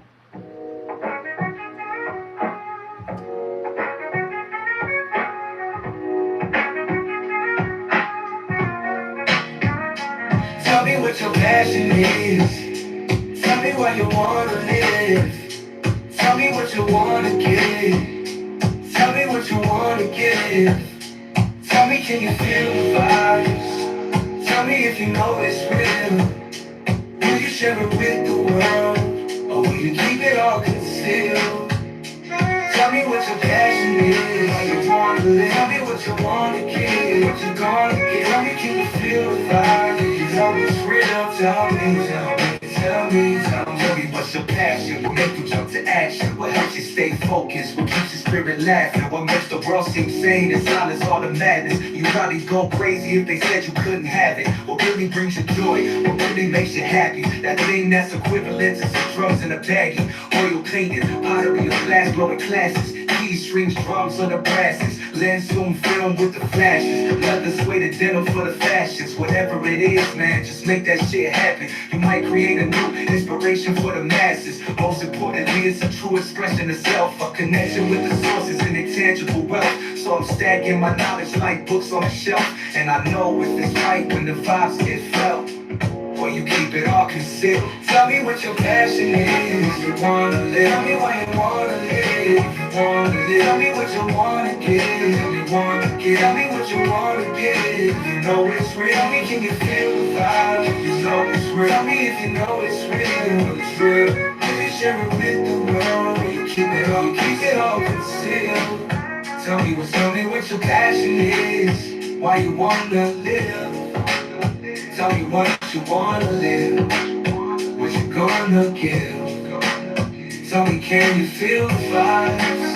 Tell me if you know it's real. Will you share it with the world? Or will you keep it all concealed? Tell me what your passion is, why you wanna live. Tell me what you wanna give, what you gonna give. Tell me, can you feel the vibes? Tell me if you know it's real. Will you share it with the world, or will you keep it all concealed? Tell me what your passion is. You wanna live. Tell me why you wanna live. You wanna live. Tell me what you wanna give. You wanna give. Tell me what you wanna give. You know it's real. Tell me, can you feel the vibe? You know it's real. Tell me if you know it's real. It's real. Will you share it with the world? Will you keep it all concealed? Tell me what's your passion? What makes you jump to action? What helps you stay focused? What keeps your spirit laughing? What makes the world seem sane and silence all the madness? You probably go crazy if they said you couldn't have it. What really brings you joy? What really makes you happy? That thing that's equivalent to some drugs in a baggie. Oil painted, pottery or glass blowing classes. Keys, strings, drums, or the brasses. Lens zoom film with the flashes. Leather suede denim for the fashions. Whatever it is, man, just make that shit happen. You might create a new inspiration for the masses. Most importantly, it's a true expression of self. A connection with the sources and intangible wealth. So I'm stacking my knowledge like books on a shelf. And I know if it's right when the vibes get felt. Whatever it is, man, just make that shit happen. Might create a new reason for the masses. Whatever it is, man, just make that shit happen. Might create a new reason for the masses. Whatever it is, man, just make that shit happen. Might create a new reason for the masses. Whatever it is.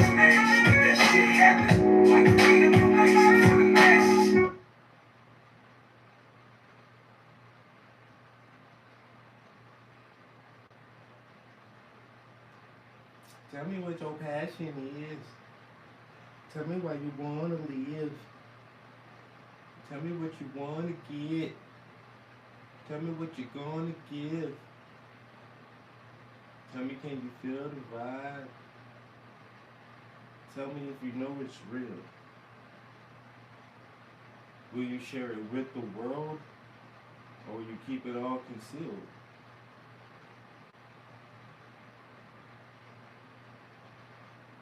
What makes you jump to action?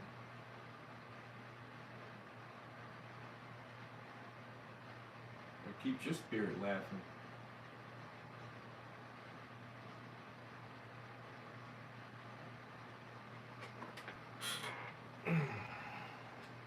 Oh, my Instagram stream ended without me knowing.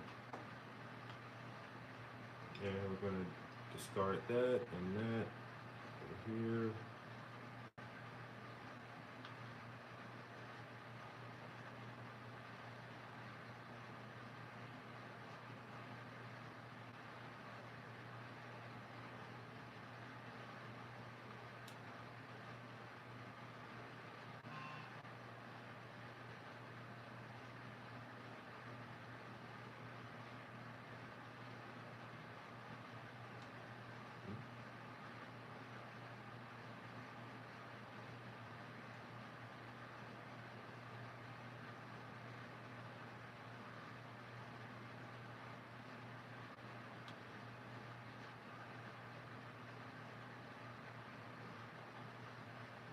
I don't understand that.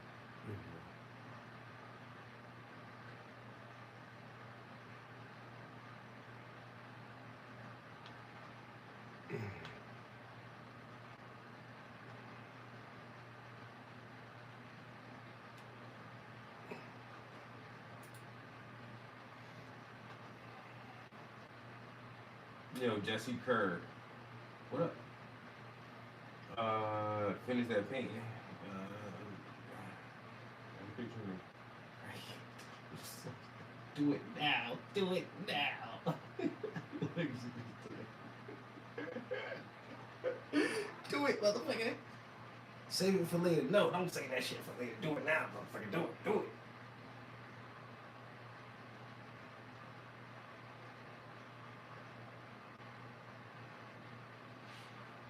Damn.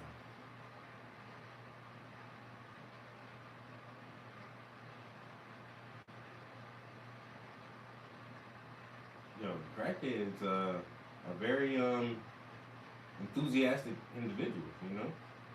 Them motherfuckers, they not with the shenanigans. They be trying to get shit done. You know? They want shit accomplished now. Cause they know if they get shit done now, they get to smoke more crack now. So, the faster you steal, the faster you get high, nigga. Hurry up.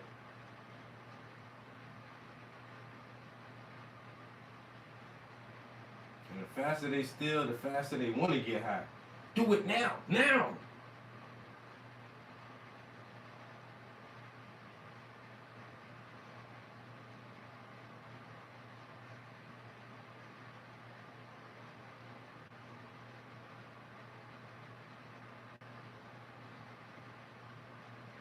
You ever seen a crack can before? I remember there was this one little path we used to take walking home from school. It was just like a shortcut in between a couple of blocks where it was really like a path. It was like trees and like a little, it was weird, like it was a little wooded area kind of in the neighborhood. And in that fucking path, bro, there's always a fucking crack can in that bitch, bro. You always find crack cans in there. A crack can. It's a soda can. I don't got no cans here, do I? No. Anyway. It's like a soda can, right? On the side, you take the can and you put an indentation in the side of it right here, like this. And then you get something like a safety pin or whatever. and poke holes in the indentation. And then you put your crack in that shit. And then you smoke out the fucking can, yo.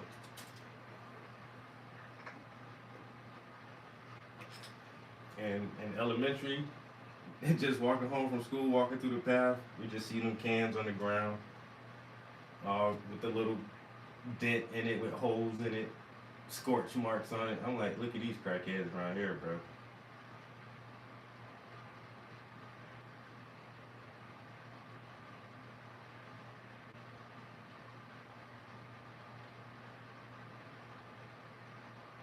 Look at these crackheads around here. That was before people started, making like official crack pipes, like, real nice crack pipes and shit.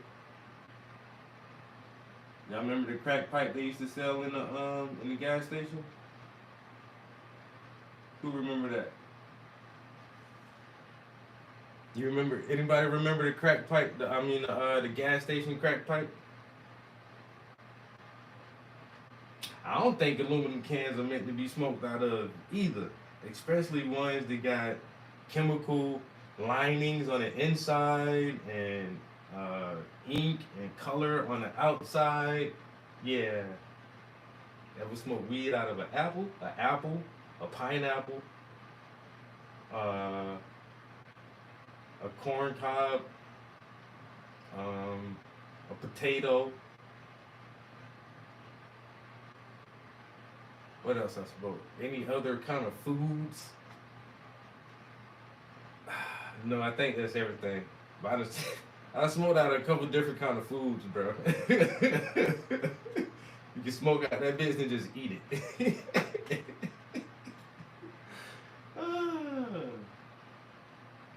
Oh yeah.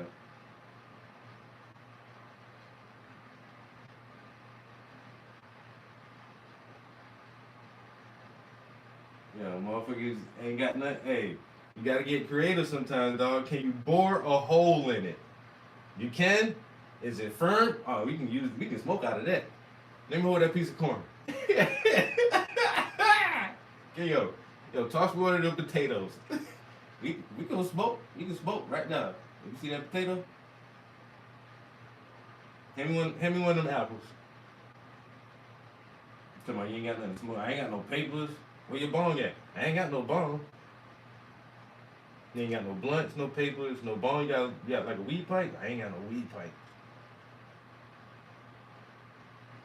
We got an apple? I got some apples. Alright, we good then. Go grab an apple. You good. You motherfucker ain't got shit. What the fuck wrong with you, man?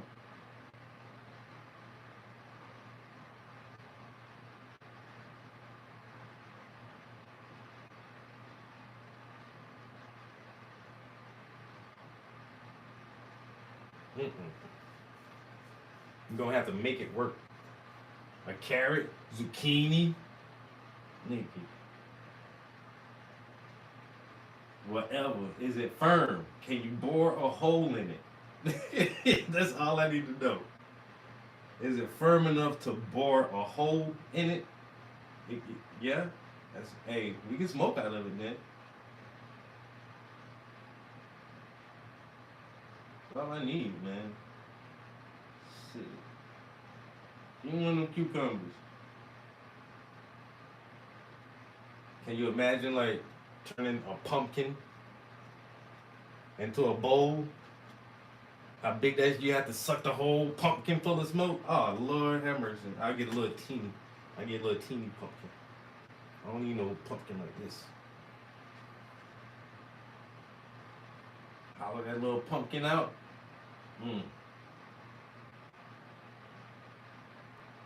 I'll sprinkle some goddamn. No, you ain't gonna do that. Like I said, I'll sprinkle some cinnamon in there before I smoke, but you probably have some kind of stroke inhaling cinnamon.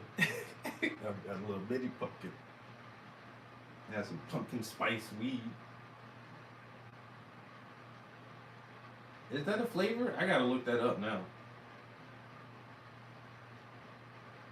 Is that a flavor? Pumpkin spice bud?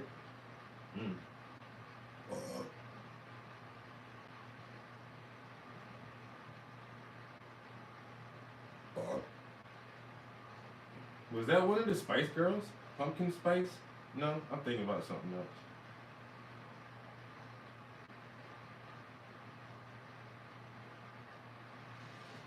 Thinking about something else. Alright, I put my Instagram back up and nobody jumped back in there that whole time. So I'm not sure if that was actually telling people we're live or not.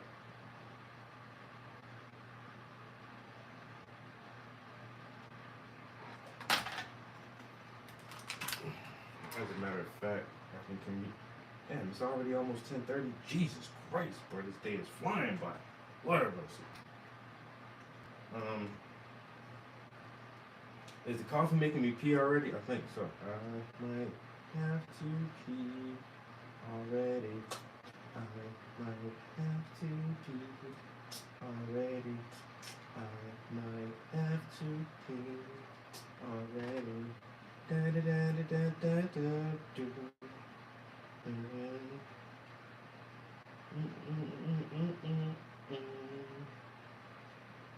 Already.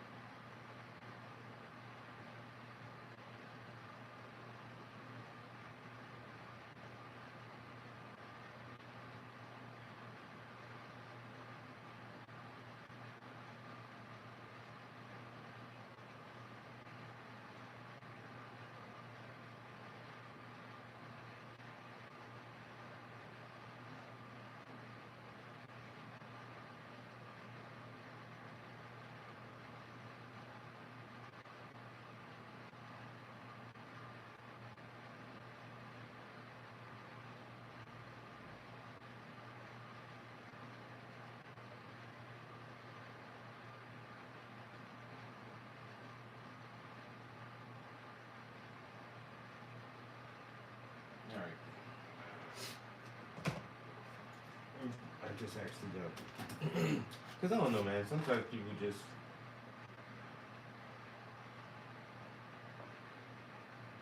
you might crack gourd like I don't know, man. Sometimes people think I be on the bullshit. And I'll be like, hey, can you model for me? And they be like, oh, I'll do it. But I think, like, honestly, subconsciously, they'd be like, oh, well, he's just playing around. And, like, no, you said you're going to do it. Like, you're going to do it. Like, don't tell me you're going to do it and not do it. So now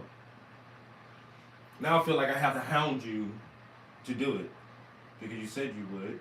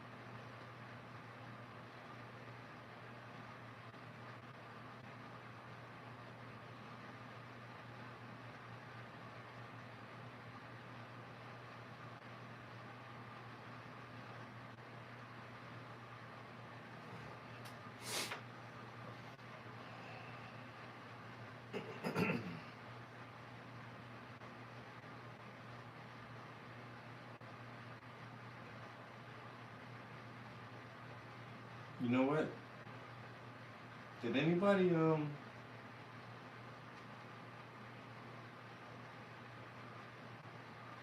I don't know if I can do the whole thing. But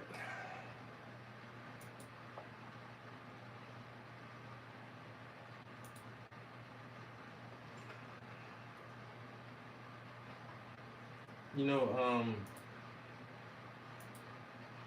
Trump went on Joe Rogan the other day, right? Day before yesterday.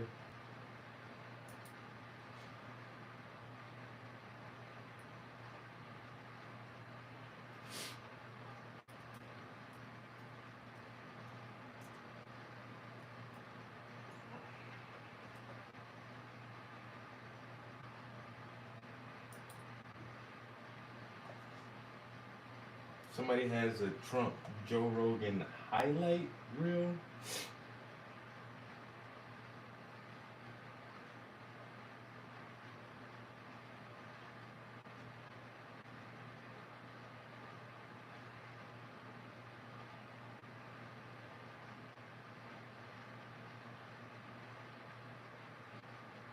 He gets them to discuss UFOs and stuff like that. Yo, what the fuck? Damn, I don't want to have to watch the whole thing though, because people like, oh, you're a Trump supporter, I think he's just the best guy for the job, but he's hard to listen to sometimes, especially for extended periods of time. Like, and the show, Joe Rogan is a 3 hour long I think show. I had a great relationship with the military, basically, but I didn't like certain people. I would have got. Bro, 2 days ago. It wasn't yesterday. It was the day before yesterday they did this.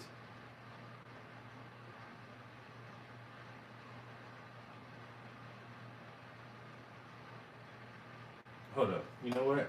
Let me see something. I'm gonna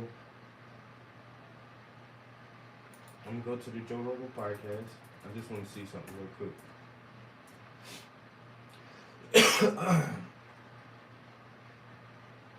Oh, it actually says it was uploaded 1 day ago. The whole interview is 2 hours and 58 minutes long. It says 1 day ago, 26 million views.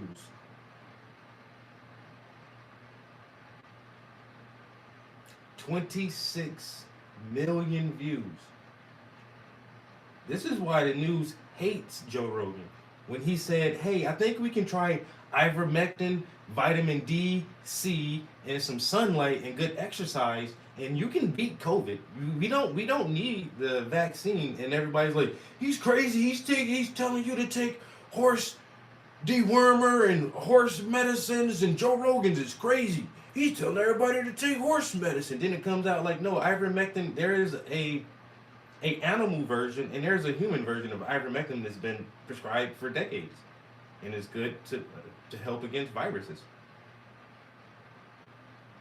But because he can get 26 million fucking views and CNN can't, they had to like really try to like kill this motherfucker, yo, professionally and career-wise. And that's why they kept that one time they put out that reel where every time he said the word nigger, and it's like, oh, he says the N-word in context. Always in context.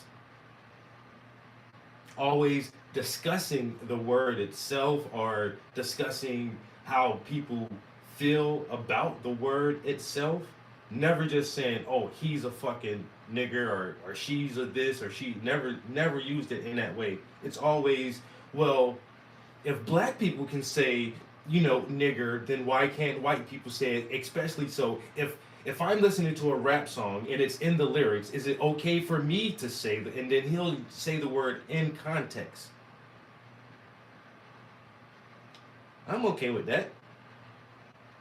Because you seem kind of childish saying, well, if someone says the N-word, you can say it here, bro. Say it. It's a word. You're not using it derogatory. You're not using it offensively against me or towards anyone. We're discussing the word. You don't have to say the N-word. Like if you say the whole word, some kind of spell is magically cast upon you and you go blind or something. Like if you say the word out loud in front of me, you're not gonna lose your eyesight. You're not gonna break out in boils and hives. You know, I'm not gonna melt or shatter into a million pieces because I heard a white person say nigger. Like, oh my god, oh, my whole life is.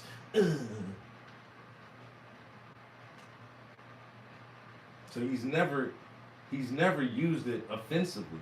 He's yes, he said the word a lot, but always in context because he doesn't shy away from the conversation. And when the conversation arises, he's like, okay, let's talk about it. And he's a big believer too that like some words are just bullshit. Should we use derogatory terms for anybody? Spick, kike, chink, wetback, nigger, porch monkey. No, we should never use those ever against each other.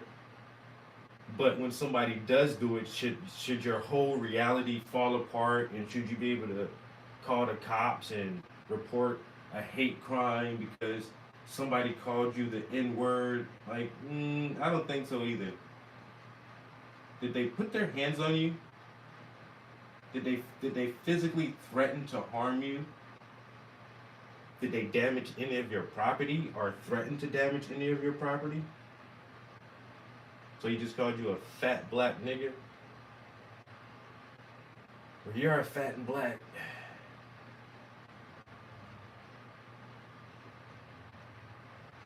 What did you call him? Why you didn't call him, like a pink toe or something? Whatever, Words, motherfucker, words, nigga. Calm down. You're not gonna die. Freedom of speech. You just know for a fact now that that's how that person thinks of you. And then, if that person thinks that way, just be careful of everybody else that hang around too. Because everybody that hang around may think the same way. So now you know a whole group of people to look out for. Don't fuck with them people. Simple.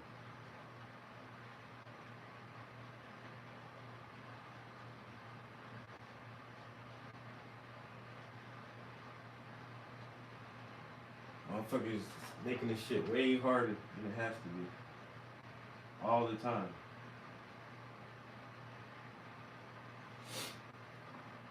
I remember the last time I got called a nigga, like trying to be provoked.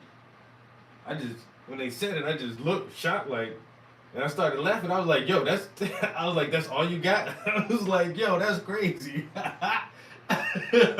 I was like, yo, that's wild. That's all you got left is to call me a nigga. I was like, you fucking dumb bitch. You don't got shut the fuck up. You don't got nothing else left. That's it. Nigger.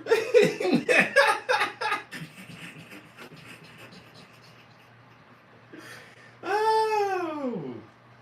Well, you thought I was gonna turn into like a raging caveman or something and just come and try to sodomize you because you called me nigga? Like, nah, it don't work like that no more, lady. What is wrong with you? Calm down.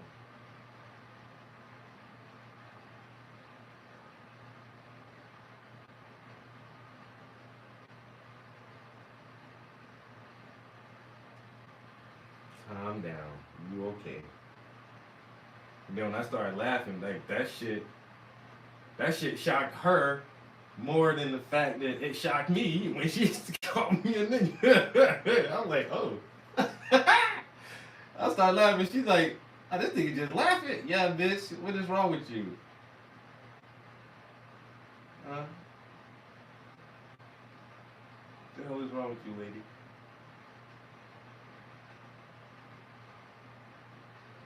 It's not just 60s and 70s. I don't give a fuck you say that shit. You sound and look stupid right now. Because obviously you have lost the argument and you think that was your ultimate ammunition. Like, this'll do it. Like, no, it won't. For one. For two, once again, you look silly and stupid for even saying that. Because I can already see like what you thought my response would be. You really You weren't getting under my skin, and you weren't winning the argument, and you're talking about calling the cops and all this shit. Well, do it. Call the cops, and then you're gonna tell them what? I didn't do anything wrong. Call them now.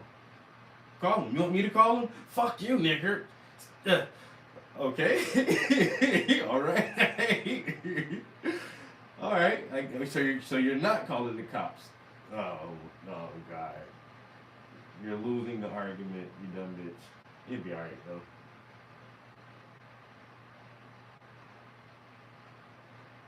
And then from then on, I just like every time I saw her, it's just like I know who you are now. Don't ever smile and wave or nothing at me. I know who you are. I know real you.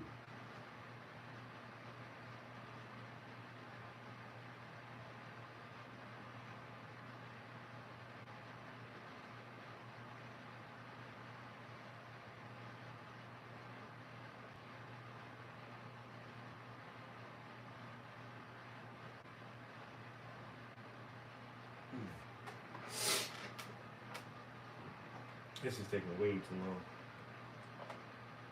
It's way too long.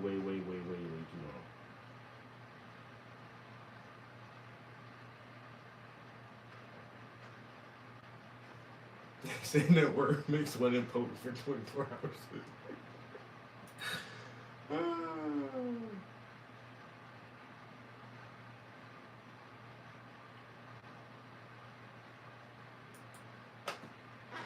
All right, I will listen. I voted to give 20 times more to. I have to listen to the clips real quick. We're not going to listen to the whole Joe Rogan interview with Trump. I can't.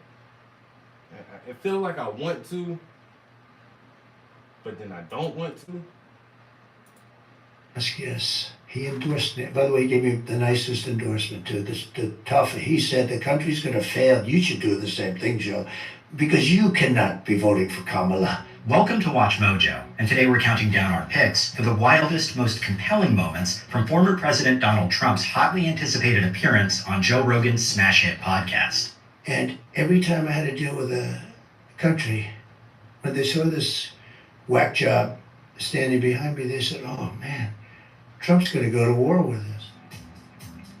Number 10, Trump's plans for Robert F. Kennedy Jr. First of all, I love this idea of you teaming up with Robert Kennedy. Right. And I love this Make America Healthy Again Yep. idea, because there are chemicals and ingredients in our food that are illegal in other countries. The 2024 election cycle has, for lack of a better term, been an extremely wild ride. In an unprecedented sequence of events that found an incumbent president dropping out after the primaries, somehow the fact that a member of the Kennedy family was running for office took a back seat. I think he's a great guy. I think love he's the great. fact that you guys teamed up. Yeah. And are you combination. completely committed to have him a part of your administration? Oh, I am, but the only thing I want to be a little careful about with him is the environmental. Robert F. Kennedy Jr., son of the Attorney General and New York Senator, initially ran as a Democrat before switching to an independent run and then dropping out of the race entirely and endorsing Trump. Trump said on Rogan that Kennedy would be guaranteed a spot to have carte blanche in his administration, despite their clashing views on environmentalism. I said, focus on health. Focus. Yeah. You can do whatever you want, but I got to be a little bit careful with the liquid gold, you know? I understand. But listen, there's plenty of good work that could be done if you focus on health. Number 9, Trump brags about how healthy he claims to be. I was never one that could like run on a treadmill. And I can do it. You know, when passing a physical, they ask me to run on a treadmill, and then they make it steeper and steeper and steeper. As noted by the BBC, former President Trump has been scrutinized by Democrats for his apparent refusal to release his health records. Vice President Kamala Harris has done so, and her records declare her fit for the presidency. And the doctors said, it was at Walter Reed, they said, it's unbelievable. I could have got, I'm telling you, I felt I could have got all day.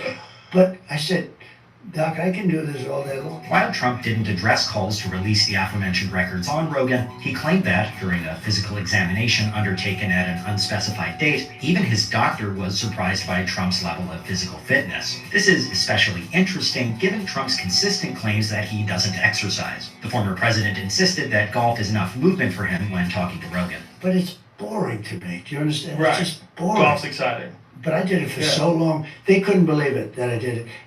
And I never did, you know, I don't do it. I don't do it. You know, I have friends who run I use an ad blocker. Very mindful, very demure. I'm not watching ads like the rest of you. But when I do, I get paid for it. Very cutesy. I think I literally...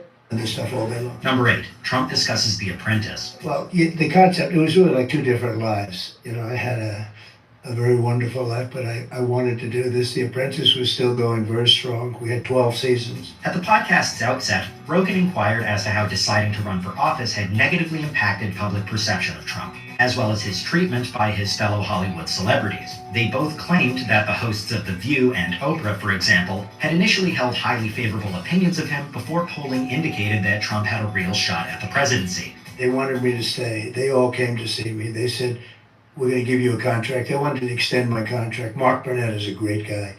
Then they wanted to extend the contract. Mark said, you're crazy. Don't run, don't run. This led to Trump breaking down the conditions that found him departing the show for politics. Praising executive producer Mark Burnett, Trump explained that opinion polling around the time of the 2012 presidential election had first caused him to seriously consider realizing his long-held political aspirations. And so I was thinking about doing it then, but I had a contract with The Apprentice. Plus, I was building 2 big buildings at the time, and I wanted to make sure they got finished up properly. You know, it's one of those things.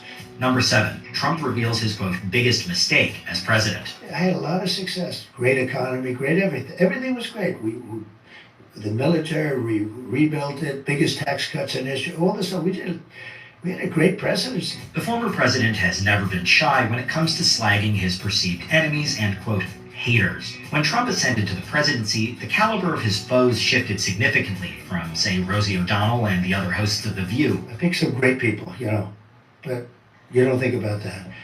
I picked some people that I shouldn't have picked. I picked a few people. Right there. That's easy. So I'm not even gonna let him finish it. Thank you. When they asked Kamala, like, is there anything that you think you fucked up on or anything you would have did different? No. That's the one thing. Like, if Trump, is there anything you think you kind of fucked up on? If I was him, I'd be like, I don't think I chose all the right people. Honestly, I think I listened to the people who were my advisors saying, hey, this guy is great for this position, and I went along with it.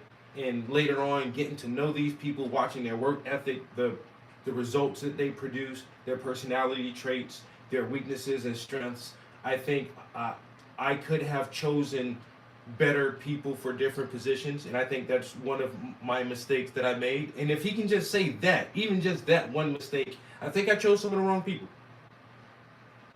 That's fucking honest as fuck, yo. That's being super fucking honest as a person. Not even as a president that's just a fucking businessman or an employer or whatever. I hired some people. I probably didn't hire all the best people. You know? Just tell me something. Don't say, oh, I did everything fantastic. Did you really? Did you really? Did you have all top-notch people in there? No, I don't think so. I don't think so. And just by him saying that, you know, that I got 10 extra cool points for that. I'm gonna let him finish his statement because he might try to word salad that shit too, like Harris does. Let's see how he actually says this. The caliber of his foes shifted significantly from, say, Rosie O'Donnell and the other hosts of The View. I picked some great people, you know, but you don't think about that. I picked some people that I shouldn't have picked. I picked a few people that I shouldn't have picked. And Neocons? yeah, neocons or bad people or just loyal people. Prompted by Rogan to reflect on regrets he had from his time in the Oval Office, President number 45 didn't hesitate in revisiting a familiar talking point, insulting those he personally feels have wronged him. In this case, that was a number of appointments he made as president, including the, quote, idiot John Bolton, as well as his former chief of staff, John F. Kelly.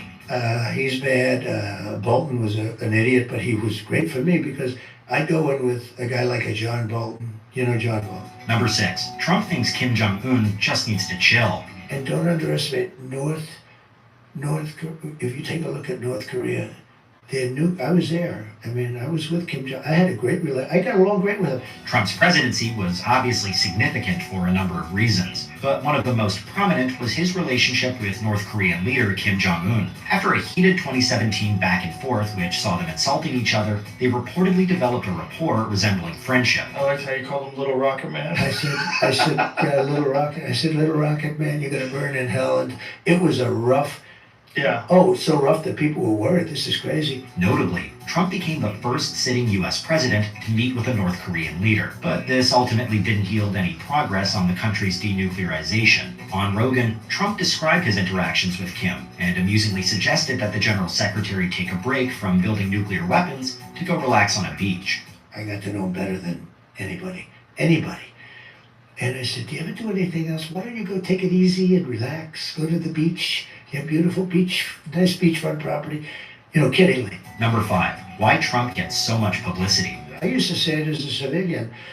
So I always got more publicity than other people. And it wasn't like I was trying. It didn't take long for Trump to let loose on one of his trademark stream of consciousness monologues. Soon after detailing his regrets as president, the former real estate magnate stopped to speculate as to precisely why he warrants so much media coverage and attention. As we all know by now, Trump is the only president to have served without previous government or military experience, which he highlighted during the Rogan interview. I don't know exactly why. Maybe you can tell me why. Oh, I can definitely tell you. You said a lot of wild shit.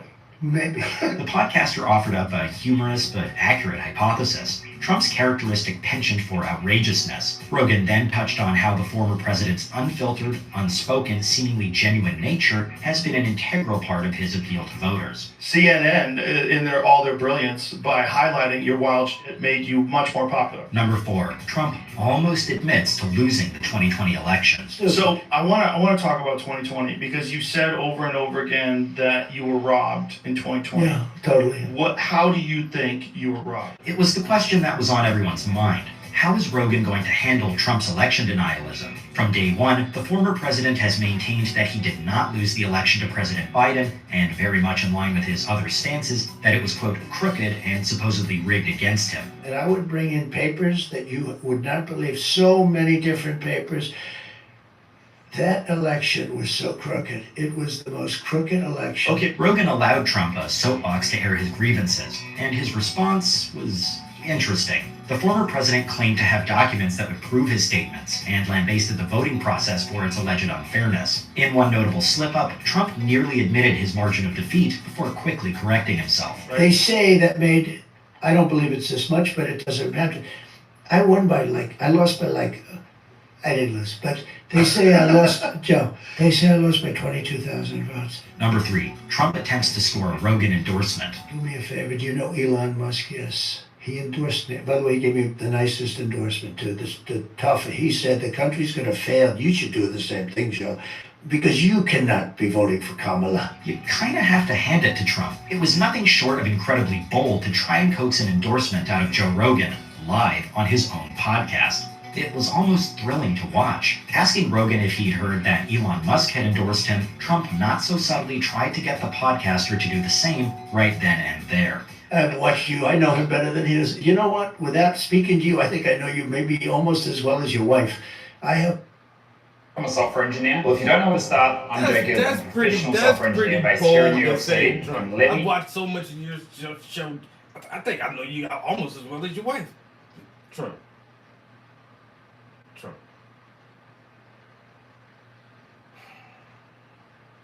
You don't know Joe Rogan almost as well as his wife, bro.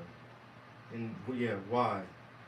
Why are you trying to fucking put this motherfucker on the spot on live TV on his fucking own show? Like, calm the fuck down, bro. Oh, you know Elon Musk? Yeah, Joe. I mean, yeah, Trump. He's been on the fucking podcast like 5 times. He's only been on the podcast like 5 times.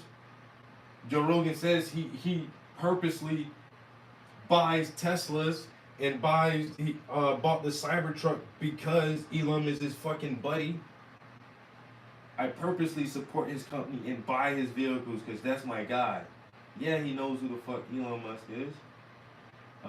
He endorsed me. That shit don't mean nothing.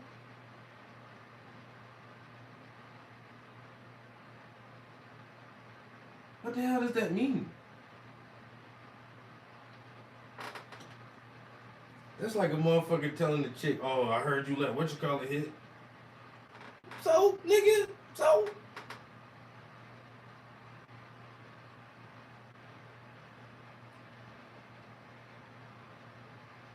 That's why I say Trump, he do, hey, that's why I say I can't listen to him for too long, man. Cause shit like that, what you doing, man? Why you trying to put this man on the spot? You know what? I think it is very fucking bold, though. A 2-3 hour fucking interview. And no teleprompter. He's there by himself, just fucking talking. I gotta go to the bathroom. I can't hold it anymore. You know for a fact Camilla couldn't do that shit. You know for a fact she could not do it.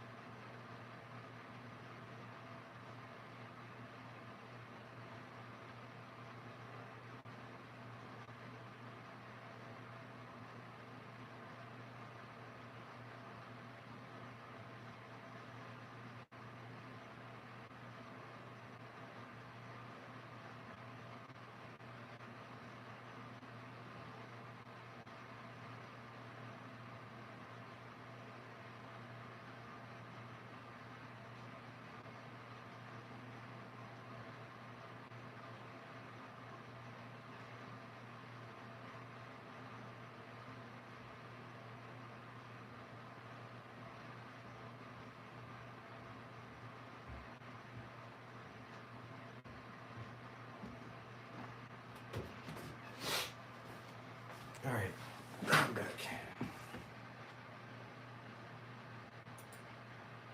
You for so many years, you're not a Kamala person. The former president expressed disbelief that Rogan could be a Harris voter and made a somewhat curious argument as to how they knew that Rogan would be in the pro-Trump camp. Rogan, to his credit, did not seem to acknowledge Trump's college try, laughing it off and encouraging the president to stay on track. Your weed is getting wide. We're getting wide with this weed. But isn't it I want much to bring it better? back to tariffs. But wait one second before we finish with tariffs. They said, could you get him? We need Starlink. Number 2, Trump and Rogan clash on the environment. Look, I've done so many they call it environmental impact study. Uh-huh. I did so much to build a building. To build a building in New York is very tough. You got to deal with. Think of it. On paper, the president and the podcasters seemed like a natural fit, and this proved to be mostly accurate during the interview itself. However, there were more than a few moments in which Rogan proved to be less than receptive to Trump's signature And record. this is the thing that people don't realize about Rogan. Like, Rogan is very critical of everybody. That's why I really, really, really like Rogan. Like, he's not some damn pushover, and he's mostly a progressive. Rogan has more like Democrat talking points. Honestly, he has more like left talking points than like hardcore conservatives. And that's why people like when he got called a right-wing extremist, he's like, what the fuck? Super confused. He's like, do you not watch my show? And he when Trump was president, he was very critical of Trump. And he's a comedian too. He had hella Trump jokes. Like, so I don't know, and that's Trump too. Like, I don't know why you thought you were going to go on Rogan and just think that you guys are going to be super buddy. But Trump really liked Tulsi Gabbard when she was on his show, and she's a Democrat. And I think they had more in common than him and Trump do. But yeah, Trump, you're not just gonna get Rogan to fucking outright endorse you as president. He's too big for that, and he's too smart for that too. I'm not gonna like make all my, because people like Rogan know too that you will have a cult without attempting to make a cult. When you get so big and so popular, there's just certain people out there who are going to be totally, absolutely fascinated by every word you say and take everything you say fucking literally.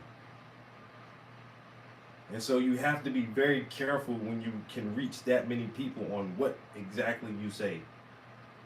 Because there could be that one person out there who just, like I say, just believes everything you and doesn't understand sarcasm or illusion or anything like that, and just like, I did not mean that seriously, and people will do it.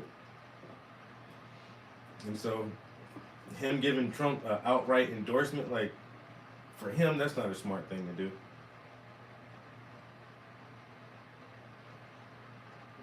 It's just not.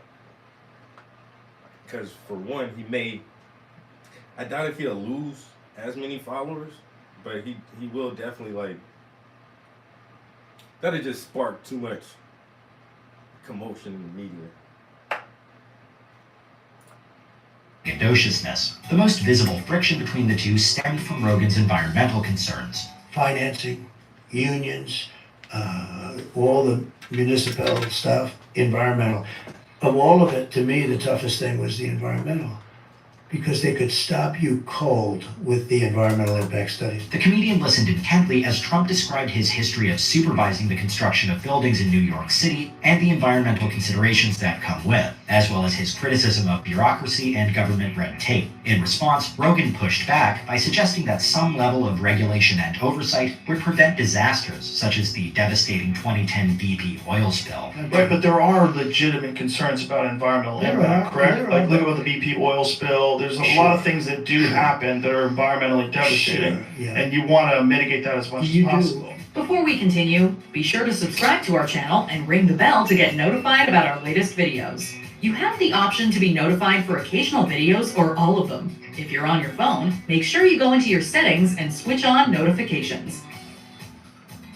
Number 1. Trump might believe in Martians. There's a lot of interest in it. One of the things that There's a lot of interest in the people coming from space, you know. Yes. And I know you're interested. Oh, in very it. interested in that. How much did they tell you about that? A lot. Really?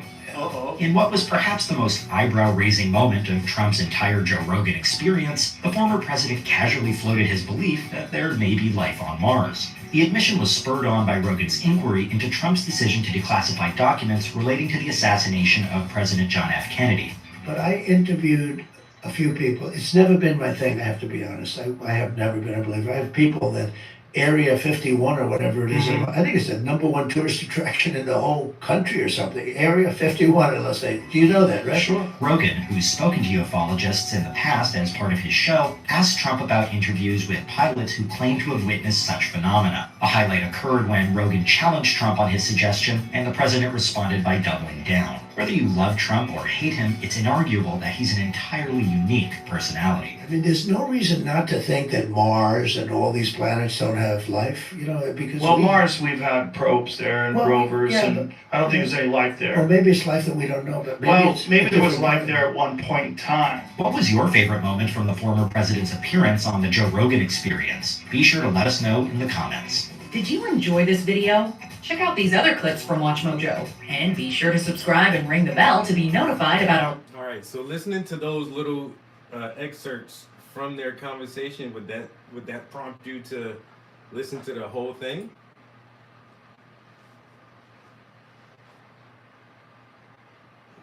They're talking everything from election fraud to endorsements to aliens. Trump said, man, you don't know, nigga. You don't know if they something on Mars. Well, we've sent rovers to Mars and we've looked at it, and there's, well, they might be a kind of life that we don't know yet, a different kind of life. You don't know. And like he just told you, Rogan, it's like, what did they tell you? He said a lot. They told me a lot. And so when he says, well, we don't know, there may be a different kind of life on Mars.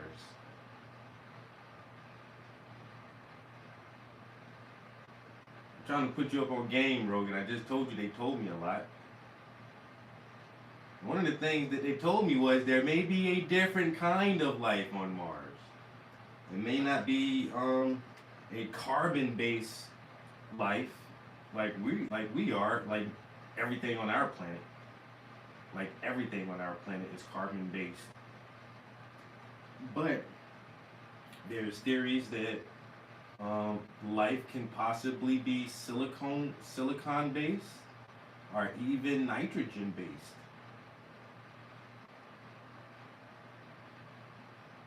So if we're only looking for signs and clues of carbon-based life forms, then we'll miss a certain type of life form that's different than what we're used to on our planet.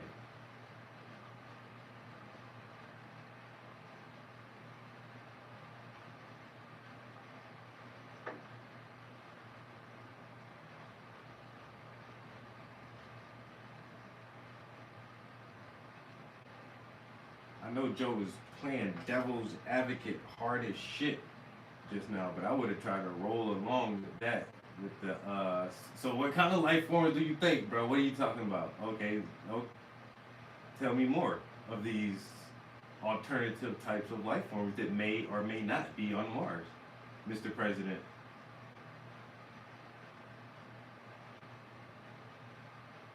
How much more can you mention about this, since they told you a lot?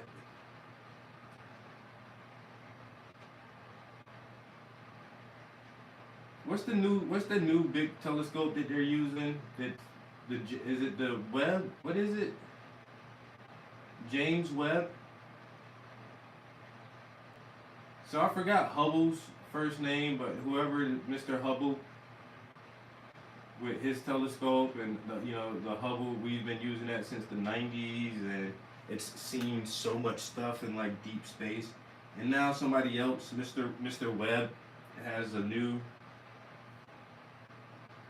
type of deep space telescope that we're using, and I think like within the last month they said that the Webb telescope caught an object. They saw something that was cube shaped and it was changing its trajectory or changing course, like it was being piloted.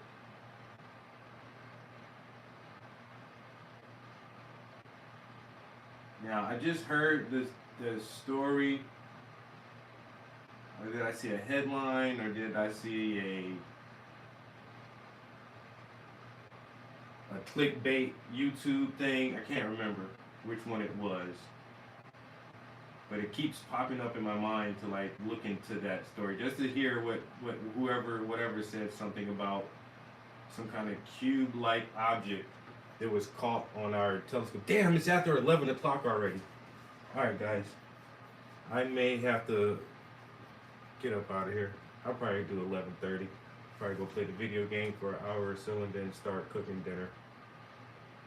Oh, man.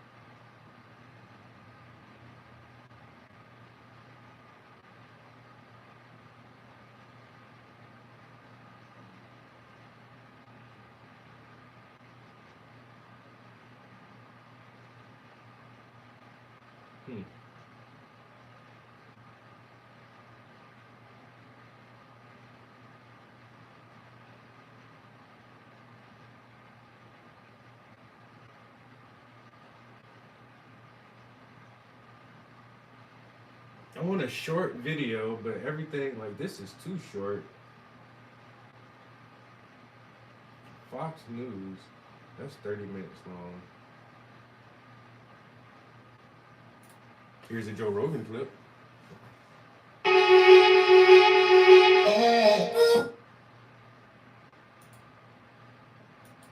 Used to be able to harbor life like Mars. We know that Mars was covered in water and Mars had a sustainable atmosphere. So we know that this is not just a dream, that this is possible, that what we're experiencing here on Earth is temporary. And if we get hit by something big, well, we know Earth was hit by a planet in its formation. There was Earth 1 and Earth 2. The formation of the moon, the primary theory is that we were hit by another planet, and that's why we have such a large moon. It's a quarter the size. Yeah, quarter the size of Earth. It's like keeping our atmosphere stable and keeping our. It's a wild shooting gallery out there. I mean, it really is, and especially our particular solar system has a massive asteroid belt. There's like 900,000 near-Earth objects. But isn't that so like inspiring? Like this idea of like discovering all these other questions that we don't know yet to even ask. Right. That is a life well lived. Yes. You know? That's the most promising aspect to a hyper intelligent AI, in my opinion. That it'll be able to solve problems that are inescapable to us, and also offer us like real hard data about how big of a problem this is and when this needs to be solved by, and then come up with actionable solutions. Yeah. That's not what I thought he was going to do. What the hell? Go back.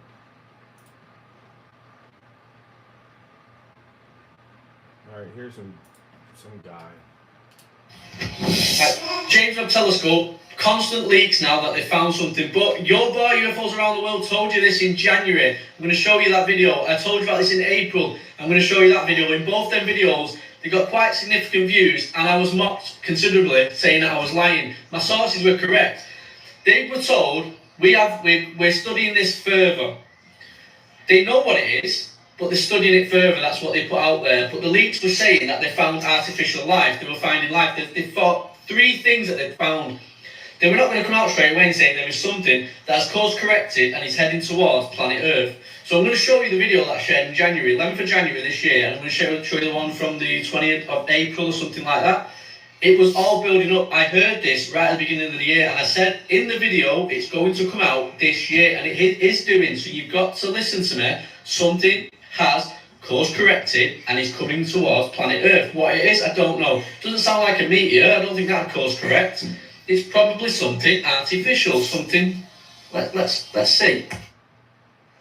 So the James Webb Telescope is apparently going to give some massive news this year. What is that news people are waiting for? Well, I think I might have it, and this will see whether I've got good enough sources. Supposedly, Proxima B has been observed by James Webb Telescope, which is 4-point-something light years away this year, and it takes 63,000 years with our current technology to get there. They have found manufactured light on that planet, and that is apparently going to be one of the big news of 2024. Just thought I'd do a video about it. Do you believe me? I don't even believe myself sometimes, but I think that this could be true. Proxima B, manufactured light, found by James Webb Telescope. Keep your ears peeled for that. Breaking news. So, on the 11th of January this year, I did a video saying I was told that there was a discovery by the James Webb Telescope where it found artificial life, and that was leaked out and then it was quickly covered up. I was told about it very early on, and I said that there'd be something this year. Big news on the James Webb Telescope.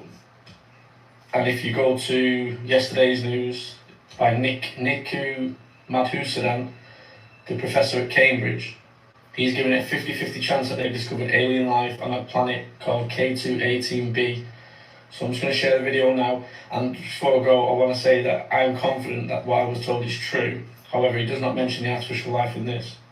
But I think it's very telling that I said in January there was going to be a big announcement. If you want to go to that video, it was on the 11th of January this year, that there was going to be an announcement this year, and it's part of the slow disclosure. So they're going to try and get the scientists and all that up to speed and start looking at this type of stuff. It's all part of the 10-year slow disclosure plan.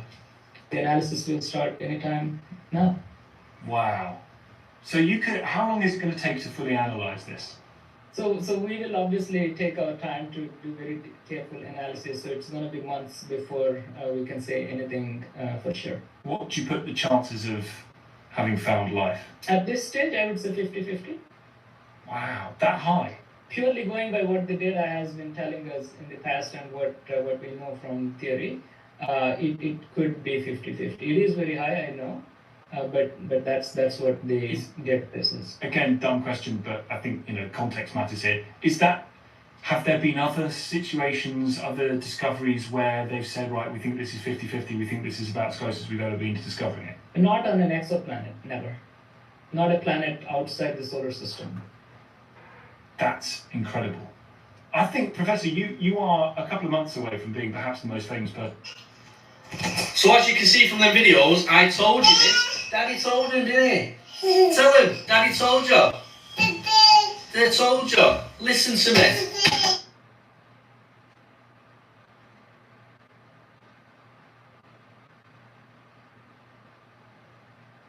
Your family struggles, but Bob Casey, he's for they, them, not you. Fire Bob Casey. Why do you read the sign?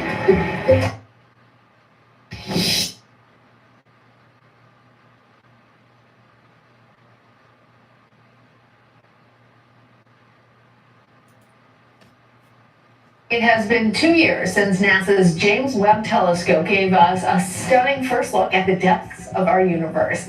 The $10 billion telescope is the largest and most powerful in space. It captured these images. Yes, we expect James Webb to make great discoveries. We expect that. The U.S. quickly shut down the James Webb Telescope after it exposed what NASA was hiding on Mercury. Near our colossal sun, this small planet is anything but ordinary. It dazzles with unexpected treasures. Think diamonds, scattered across its fiery terrain. But beyond the shimmer lies a bizarre and enormous core, defying all previous scientific predictions. What untold stories do these astonishing discoveries hold? Stay with us as we expose the revelations that could upend everything we thought we knew about the planets. Using an alien diamond-studded surface. On the face of it, Mercury might seem like just a speck close to the sun, but don't let its size fool you. Beneath that scorching exterior lies a trove of phenomenal secrets. Recently, probes from Earth have unearthed a staggering find. Diamonds are liberally sprinkled across Mercury's landscape. Diamonds on one of the hottest planets in our system, and that's just scratching the surface. Delving deeper, we find that Mercury's core is exceptionally large and peculiar. These revelations prompt a burning question. How does Mercury stand apart from its planetary siblings, and what other enigmatic tales might it be keeping under wraps? Mariner 10 was a trailblazer, as it was the first spacecraft to visit Mercury. It sent back the first close-up pictures, showing a world full of craters and strange ridges, much like our moon. This mission revealed that Mercury had a rough surface, a surprisingly strong magnetic field, and a core that was bigger than scientists had thought, challenging old ideas about what Mercury is made of. But that wasn't the most surprising part. The Messenger mission, launched 31 years later, took our understanding of Mercury to a whole new level. Unlike Mariner 10, Messenger was designed to orbit Mercury, allowing it to study the planet in detail over a long period.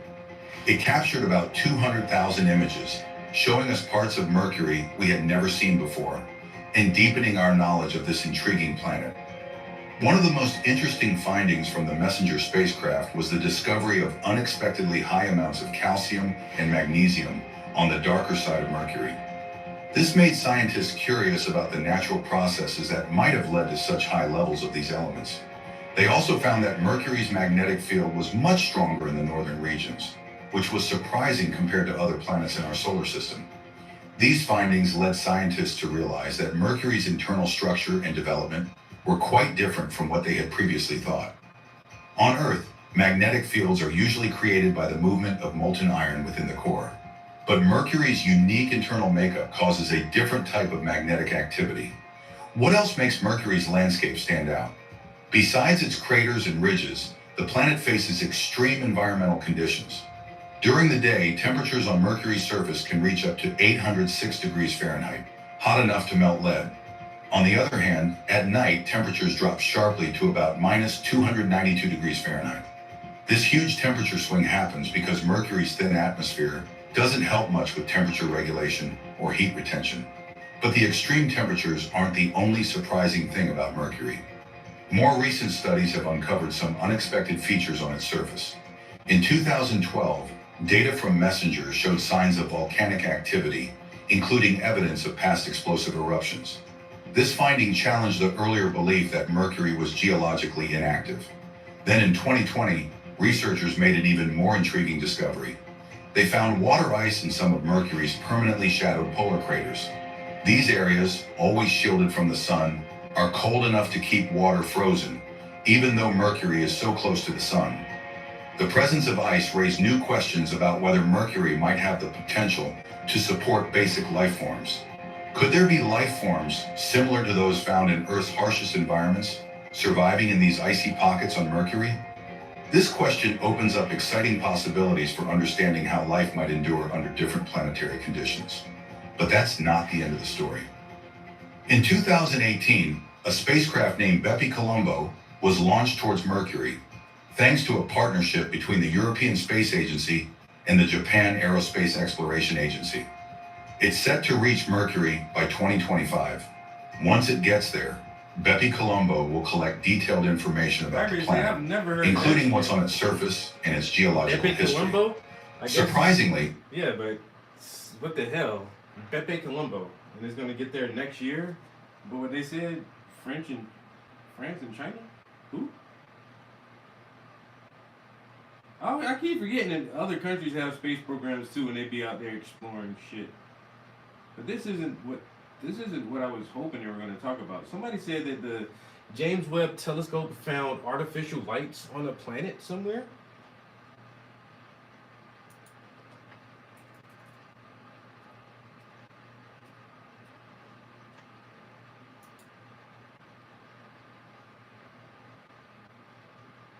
2 years ago, the James Webb Telescope actually detect artificial lights from Proxima b? Elon Musk and Bill Nye revealed James Webb Telescope discovers terrifying city lights on Proxima b 3 weeks ago. That's 30 minutes long. Bill Nye, Elon Musk. It's so clickbaity. I gotta click on it. Everything to Mexico. Good job with the title there, whoever. Clean Tech. Elon Musk and Bill Nye reveals James Webb Telescopes discovers terrifying. Hey, that's so clickbaity, bro.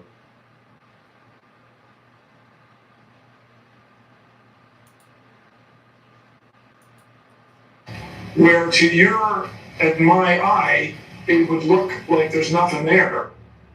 The James Webb Space Telescope, JWST, one of the most advanced observatories in human history, has captured an extraordinary and potentially paradigm-shifting image from the distant exoplanet Proxima b.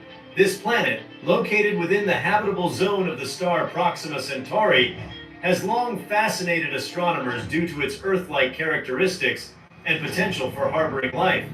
However, what makes this discovery even more compelling is the apparent detection of artificial lights, city lights, emanating from its surface. Prominent figures like Elon Musk and Bill Nye have recently come forward to express their thoughts on this groundbreaking observation, igniting a global conversation on what this could mean for the future of space exploration, humanity's place in the cosmos, and the potential existence of extraterrestrial civilizations.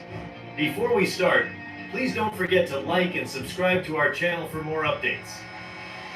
Proxima b orbits Proxima Centauri, the closest star. Yeah, but they're saying, well, I guess not. However many light years away that is from us, light does have to travel that distance. So, once again, when we examine light in the deep distances of space, we're technically looking back into time. We're looking in the past because whatever source emitted the light is gone now. That's just not there anymore. We're seeing the remnants of the light as it makes its way through space-time, or we don't actually see light. We see the effects of light, I guess.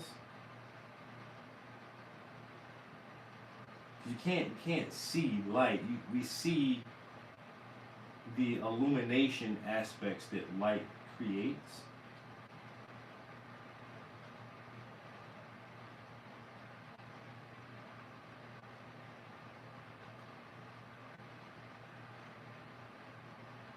So however long it takes for that property to be detected by our sensors, I could imagine that takes a time.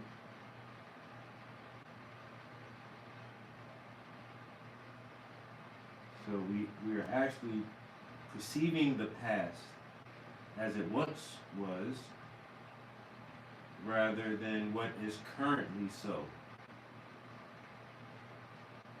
Because we're so far from the thing that we're trying to observe. Right? Or am I wrong about that? So once again, if they're saying, oh, on this exoplanet Proxima b, we see what resembles city lights on the surface of this planet, then, I mean, how long ago is that? Is that 1,000 years ago that those lights were there? Is it a million years ago that those lights were there?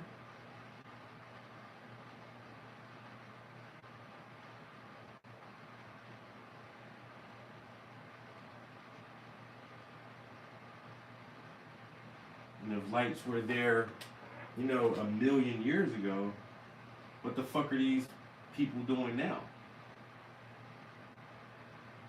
I watched the first season to Three Body Problem.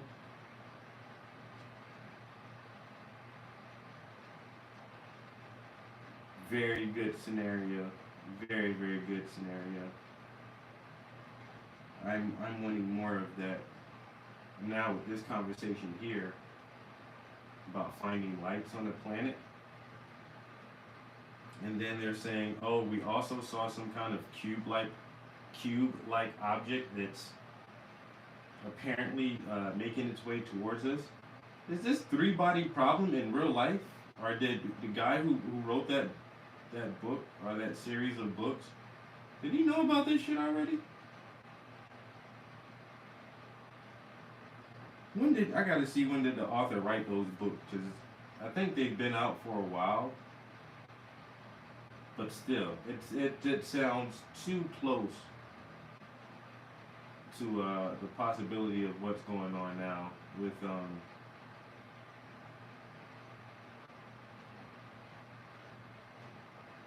some kind of entity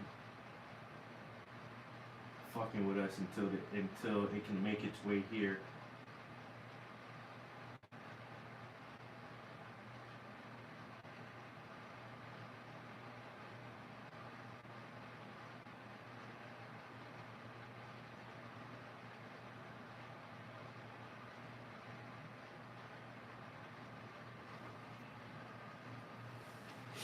Man, we getting there. It's after 11:30. I'm gonna finish this section up right here, guys, and I'm gonna take a break. I'm gonna have some lunch and play some video games for a little while before I start cooking, because it's already time to get ready for work tomorrow. And that's that bullshit.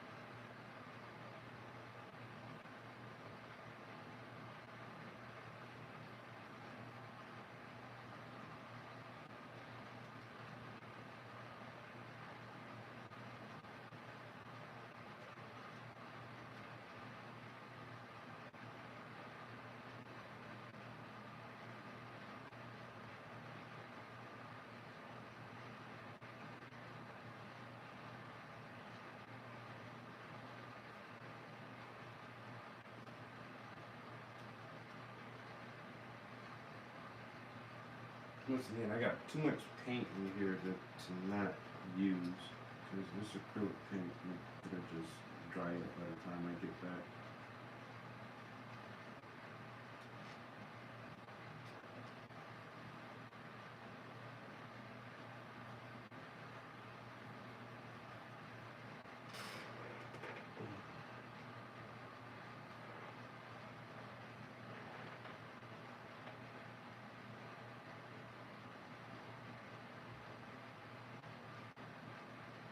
Why did I put so much paint in here? I don't know. Man, I'm tripping. Bugging out.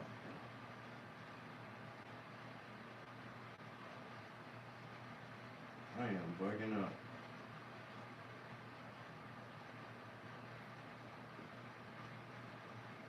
I ain't gonna say it because I popped the gummy at 3 o'clock in the morning, but that may possibly have something to do with it, but I'm not sure. I'm not sure. My morning is just cloud nine, cloud nine. My brain is fried. My brain is fried.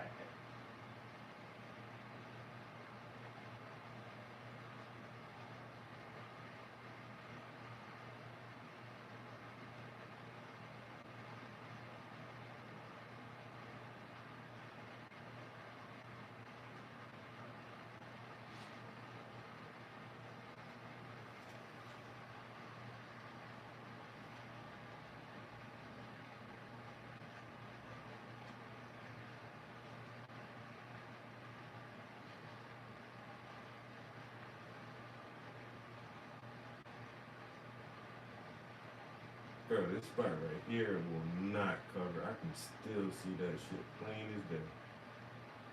Oh, I mean, just as plain as day. I can see it. Son of a bitch.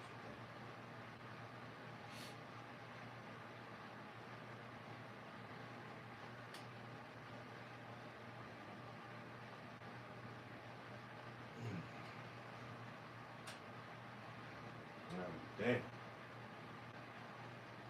Alright, this paint, I'm gonna just let the rest of it dry up in the palette because I'm not gonna use all this paint in here right now. I'm ready to go. I ain't even lying. I'm ready to go. What we did, 2 hours in here. I ate breakfast. We chatted for a little while, listened to some music a little bit. I mostly painted this morning. I did. I really, well, you know, I feel like I mostly painted this morning. Feelings can be deceptive though. Sometimes what you feel is not actually the truth of what the situation is. Always remember that, people. Feelings can be a little deceptive. I feel like I mostly painted this morning and I didn't mostly bullshit. But let the record show that I actually mostly bullshitted and did very little painting. Even though it doesn't feel that way.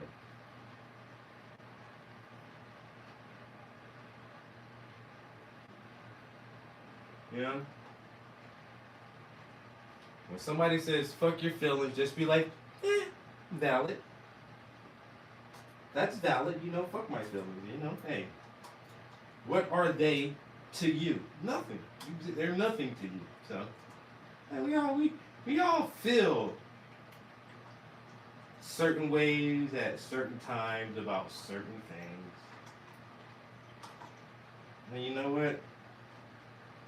No one gives a fuck. Honestly.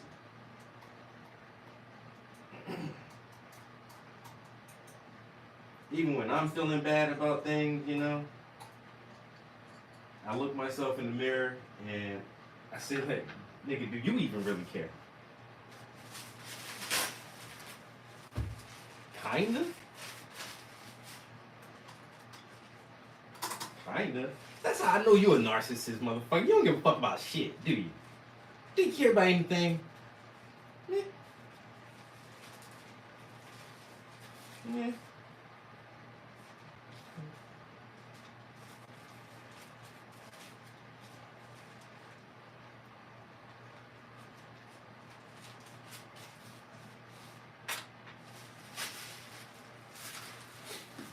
hey man, we did stuff. You know? We Omizu, Wendy, what y'all want from me, man? We did stuff today. We got some stuff done. I like the I'm loving the background. I'm loving it. I'm loving it. Like McDonald's, isn't that McDonald's thing? But at the same time, I just want this shit done. I just want it done so bad. We're making pretty good progress though. I said in the beginning that I may go back and touch up the silver. I may not do that. I mean, the silver don't look terrible. Like you can see on this one, like the very edge of that one is way thinner than this. But is that so bad that I need to go back and like add some more paint to that? You know? Do I need that? I mean, I have to see. I'm gonna have to see about that. I think it gives it more character. It looks fine. That looks fine. Thank you. I can't even tell. You know? Let me shut this shit off. Computer, power down. Turn this space heater off. With the click of a button, we're gonna turn. Ow! Ow! Did I have trouble standing up just now? What the fuck?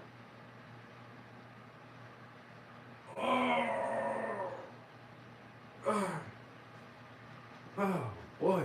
Yo, this getting old. This getting old shit is for the birds, man. Yo.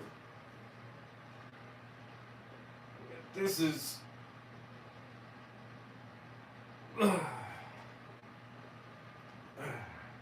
this is not what I thought adulthood would be like. Bills and bad lower back. That shit. Yo, what's good, man? Is this what life is now? Lord, somebody. I sure appreciate y'all every time. Wendy, you working on that wrench hard as hell, girl. I sure appreciate your company and your comments all the time. It seems like you have officially inserted yourself into the family. Omizu and everybody else who's in here, y'all have a good day. I'll check y'all out next time. Peace.